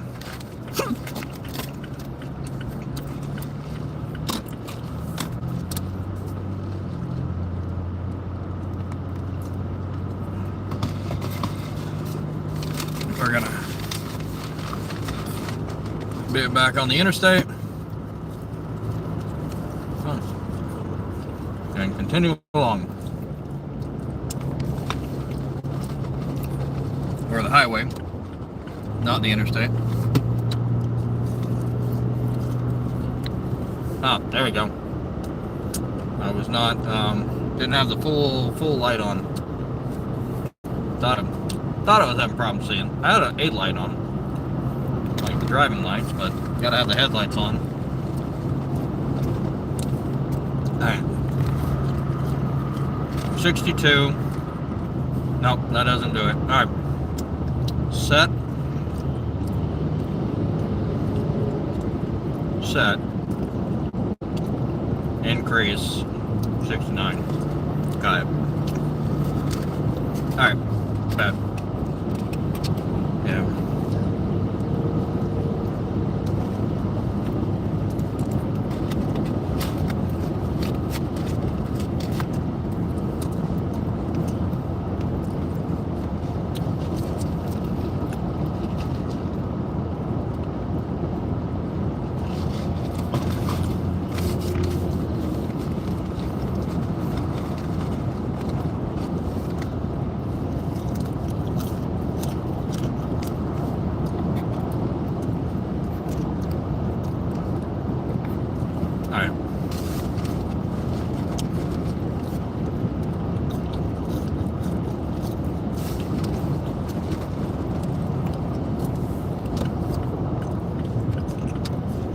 Back in the middle lane.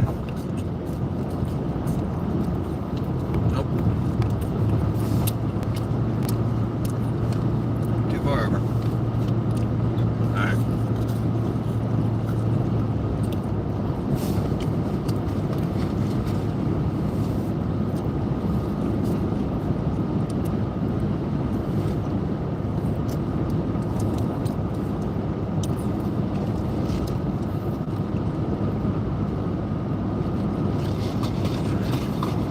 That's probably,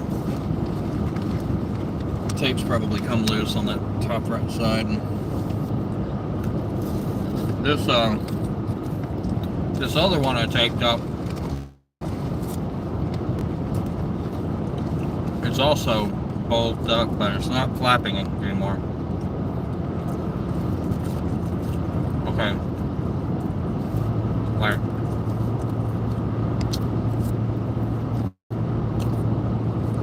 I feel like I'm right in the middle, and if I lean to either side, the truck just follows that direction. But whatever.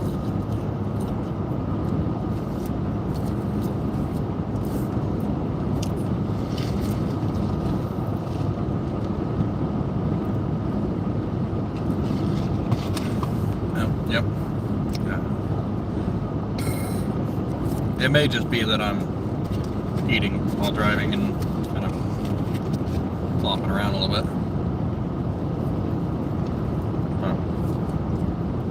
And that I have a giant sail attached to me called my stuff.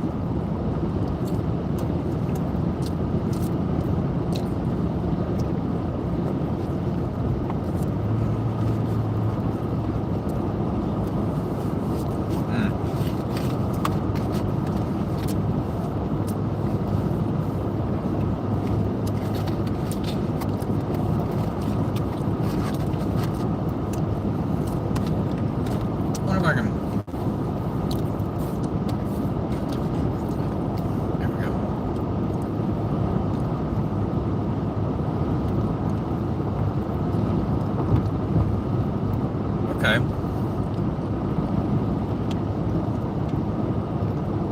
Kind of looking with the mirror.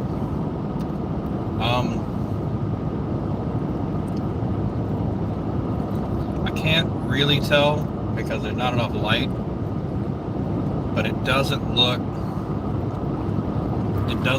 so flappy. Yeah, because like, there we go. Alright, it's not super flappy. As far as I can tell, but there's not a whole lot of light around here, so if I was surrounded by cars, I could see because of the lights, but I am not. Maybe next time I'm in a city, I'll try it out again.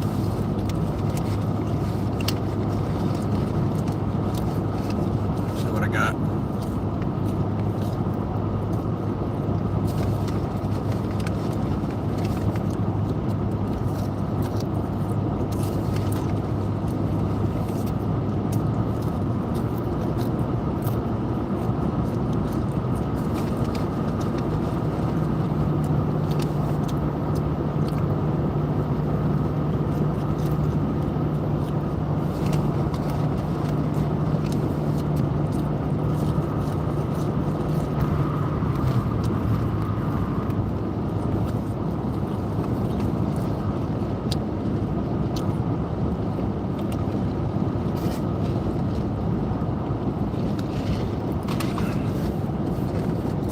Sign that said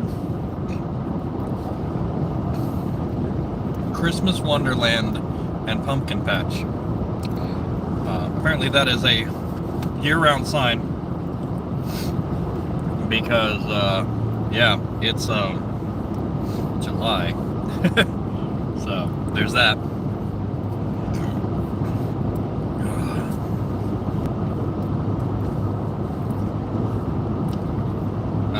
Yeah, so like even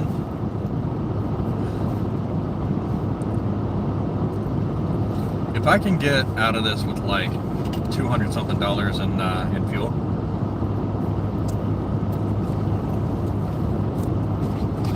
I budgeted for 400, so that would be great.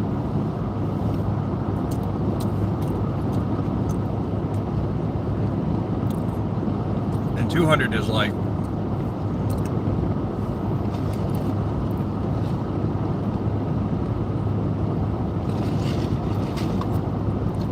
is an overestimation of what I even came up with.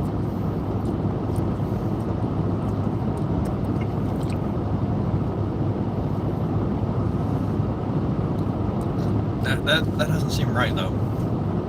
Just doesn't seem right. Alright. Well, I don't know, like it's 800 miles, so no, it's not 800 miles. It's probably 800 miles to Dallas. Yeah, it's like 3,000 miles. There's a cop up there.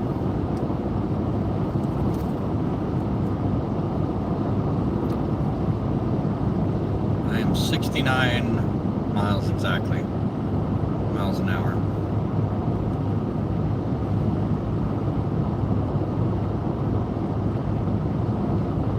There are a bunch of bikes ready to go. No longer serve and protect. It is out to get. I am 69 miles an hour. I am under the speed limit. Yeah.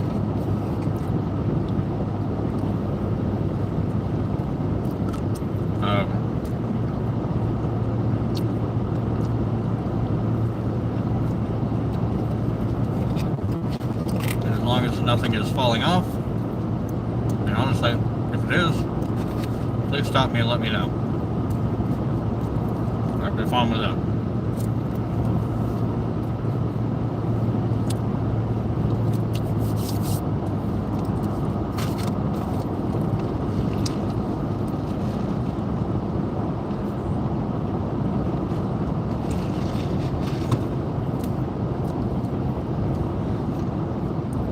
So the cloud cover isn't terrible. It's actually fairly clear skies. Supposedly there was rain. We did have a little bit of a drizzle, but nothing bad. The weather is significant enough that we had to take it into account during this trip. We got a few weather apps that kind of look into the future a little bit, based off of what things are doing, and weather models and things like that. It's cool, but it looks like we're fine. Yeah, I don't think it's actually going to be 200. I think it's going to be a lot more than that.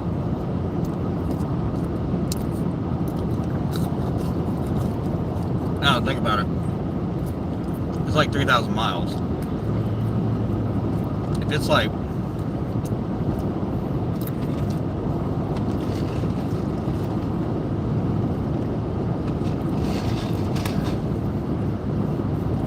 like 800 was like 170. So we'll say 150. So like 1600 is like 300. So we're looking at like $600, which is more than I expected. They always cost more than you expect.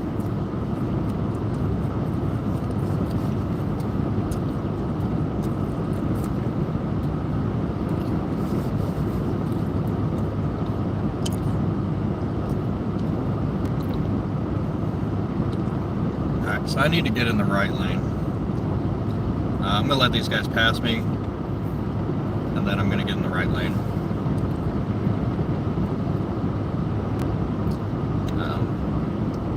Try to stay out of the right lane because of the trucks and stuff, but because I don't want to have to move around the trucks when they're going slower than the speed limit so much. So, but it's fine. Now the thing is that that was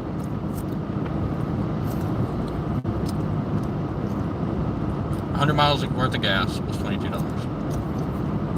So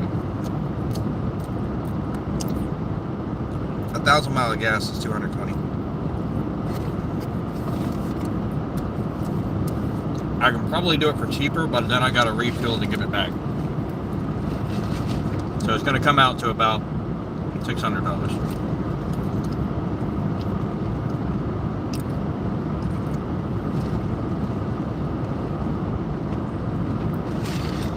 And then you're going to have certain things like sustained highway driving is decent fuel efficiency because I won't be stopping and starting as much and all that kind of stuff, so that's good. And slowing down, accelerating, city driving conditions, you know, that kind of stuff.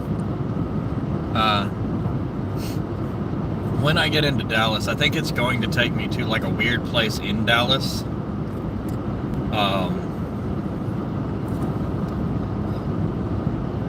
In 33 miles, I'm getting off at 136. Sorry. Yeah, I think it's gonna take me to like a weird place in Dallas. So I don't really want to go there. I'm just going to. I'm going to set it to take me to the, to the appointed bliss, and it'll tell me where to go from there. Like, so I don't have to, like, that way, like, it'll probably cut an hour off. I'm sure there's a perimeter. Honestly, to be honest, as soon as I hit, Dallas is kind of in Texas. Like, as soon as I hit Texas,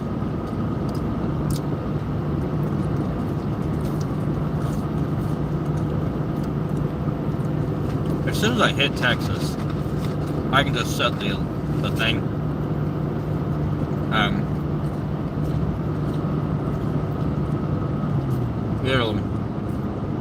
It'll tell me where to go.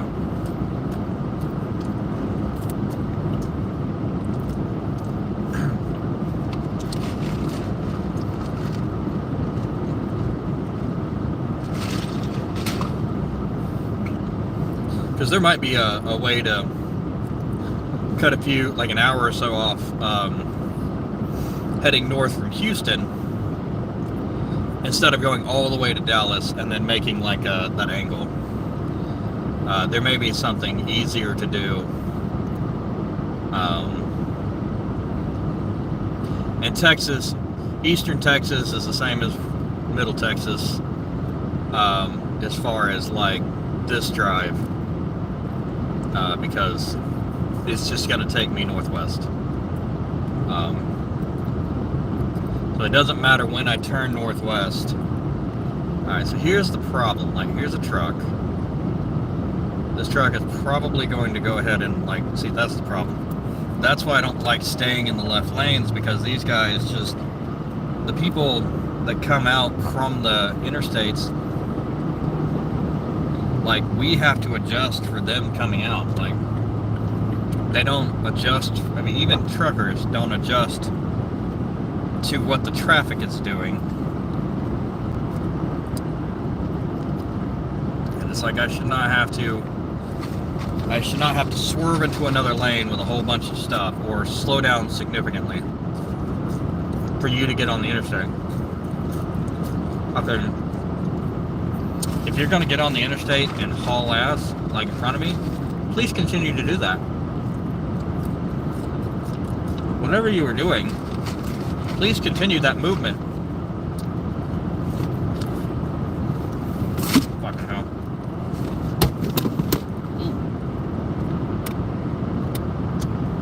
Yeah, just continue, please.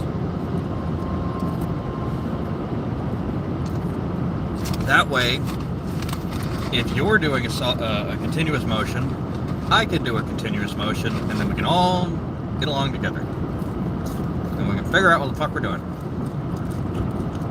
But if you're being erratic and changing speeds, then I have to be erratic and change speeds. Make a choice. I shouldn't have to make a choice. D Fords. Is that a strip club? Might be.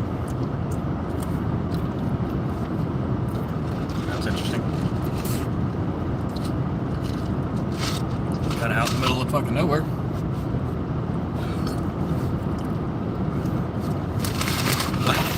It's funny, like, I always thought, like, you know, you're in these small towns, you gotta know your stripper. Like, you know, like, hey, that looks pretty nice. You gonna watch my kids later? Like, you gotta know your stripper.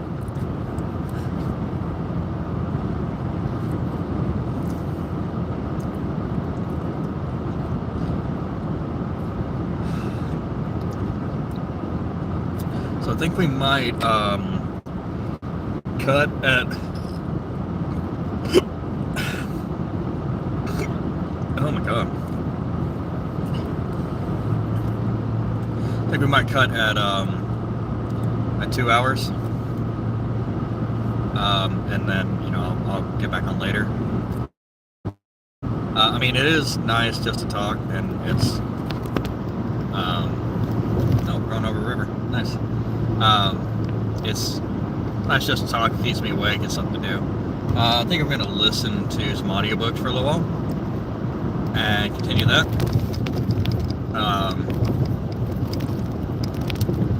Might download some Audible stuff about how to make money with Google, and you know, that way I can kind of get ahead, figure out what I'm doing.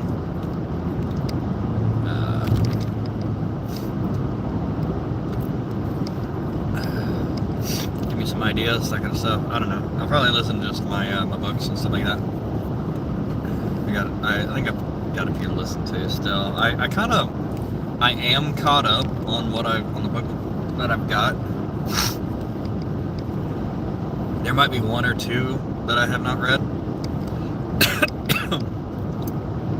but for the most part, I think the Apocrypha I need to finish, which is the books that were taken out of the Bible when it was rewritten, in the taken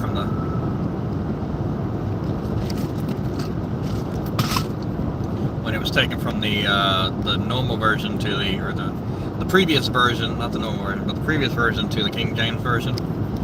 Basically everything that came after the Catholic one, they took the Apocrypha books out and said they were apocryphal. Now that doesn't mean bad. That just means that they mostly deal with the apocalypse and other things. And there's like one book where the guy's literally just having a religious crisis the entire time. So there's that, you know. So that's fun. It was like the first one, like Enoch or whatever. So I'll probably listen to that too. Get that.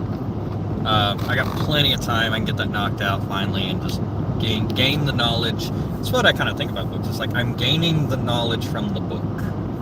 I may have to reference it later or whatever. If I'm studying a certain subject, then other books will reinforce those ideas. But once I finish a book, I have gained that book's knowledge, and I probably won't read it again. I don't like... It's like movies. I don't really like watching a movie twice. I don't really like reading a book again. Once I read it, I'll fucking... I take that knowledge in and I remember it. And then other things of that subject will reinforce those ideas. But yeah. Probably the only book I've read multiple times was The Hitchhiker's Guide to the Galaxy. And that was like years and years and years in between. And kind of was nice because like I read it again. Actually, I might download it. I read it again and kind of got more out of it because I was older and kind of understood some references and other things like that. So yeah, it was nice. It was, yeah, we may just cut at 2 hours. It's about 10 minutes from now. And then we'll come back later. I've got to finish a Lynn Andrews book, Jaguar Woman, which I think I'm almost done. And then I will, I don't know, there's more Lynn Andrews. There's a whole bunch of Lynn Andrews books of her, like, shit that she went through. Probably a lot of that. There is a certain book I really wish was on Audible, because I bought it and then I left it in the airplane, which obviously the book did not want to stay with me. It needed to find. I was the conduit in which it went to another owner. That owner may be the trash can, and it may do something later, but, you know, things have a mind of their own and get to where they need to get to. And a lot of times it's not with you, so there's probably somebody who picked it up on the next flight and went, Okay, and they read it, and then they probably gained something from that. It was about the crystal skulls. So, you know, good information, that kind of stuff. I'm going to go middle lane again, because now we're in 3 lanes, and they can go around me on the left, finally. Yeah, I can definitely see this, these 2 middle lanes are actually, like, angled. Probably has to do with, like, water runoff. But also, I think a little bit of, like, if it's a steep, or if it's a, if you angle the turn a little bit, then it will, cars turning on it will have a better time. But this is, this whole thing is angled, really. It doesn't look flat in the middle and then run off on either side, which would be smart. It looks like the entire thing, looks like maybe the right lane is flat and everything else is angled. Or maybe that's just my imagination. That's just like your opinion, man. That's just like your opinion, man. Yeah. That sounded more like Chong, Cheech and Chong, and less like a dude. Not like the dude from... Actually, I don't think I've even seen the dude. I don't even know what the dude sounds like.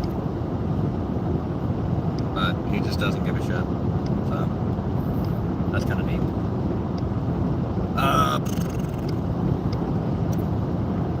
So that's... The right lane's a little busted. But, I don't know. We'll see. The middle lane makes a lot of sense.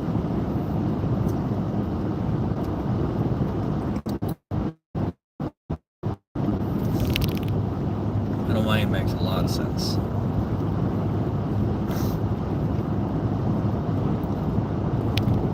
There's a QT up on the left.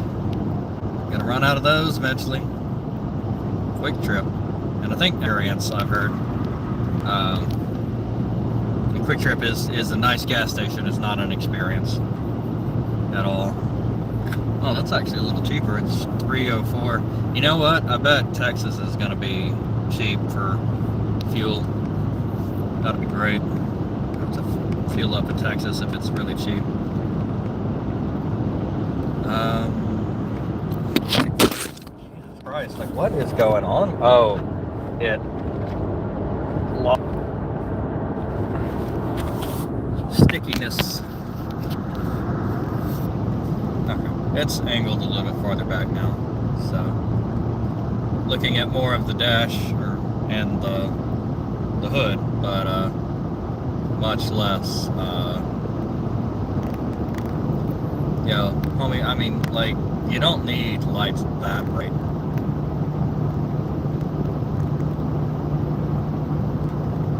I guess it's not super terrible, but they are obnoxious. I'm gonna move over because I can't stand if I can stare at you in the middle of the night.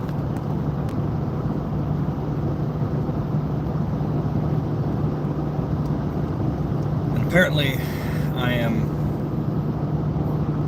he is falling back and driving slower, which means that he's going to have his giant bright headlights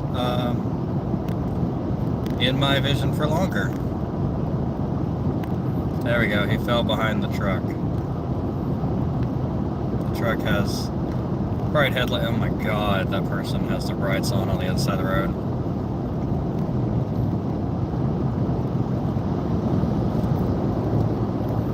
Alright. Whatever. It is what it is. Oh, no, that's okay. No, sorry. That's not what I was thinking.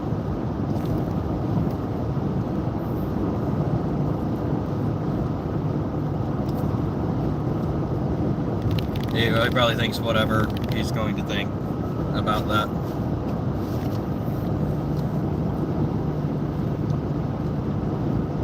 Alright.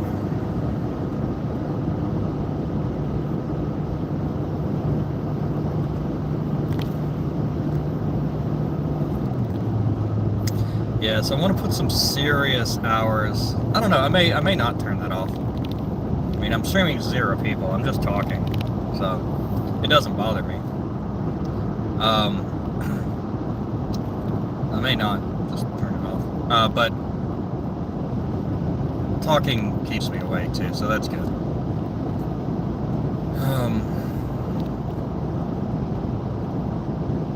It is really neat though to see the countryside. Tomorrow's gonna be great, so I can, like, we'll get a little bit of light and we'll be able to see, and you guys can watch me go through everything and see the countryside and all that kind of stuff. So we're gonna have a good time. We're gonna have a good time.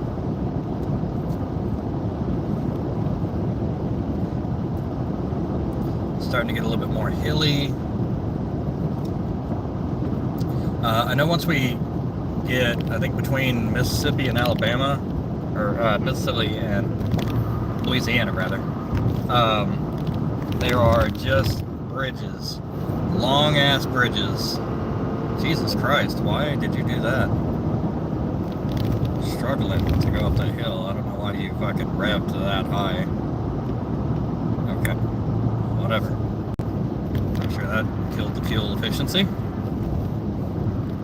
But, you know, whatever. It's heavy. You gotta get it up the hill. Do your thing.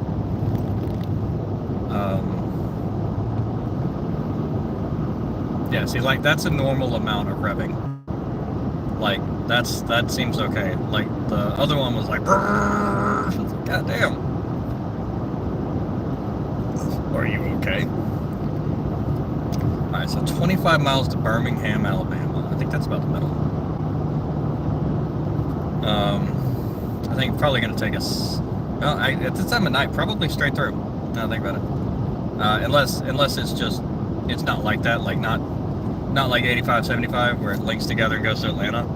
It might just be like, a lot of the cities have, an interstate that goes through them, but it just kind of goes, it's like a high road, and then you get up on the exit.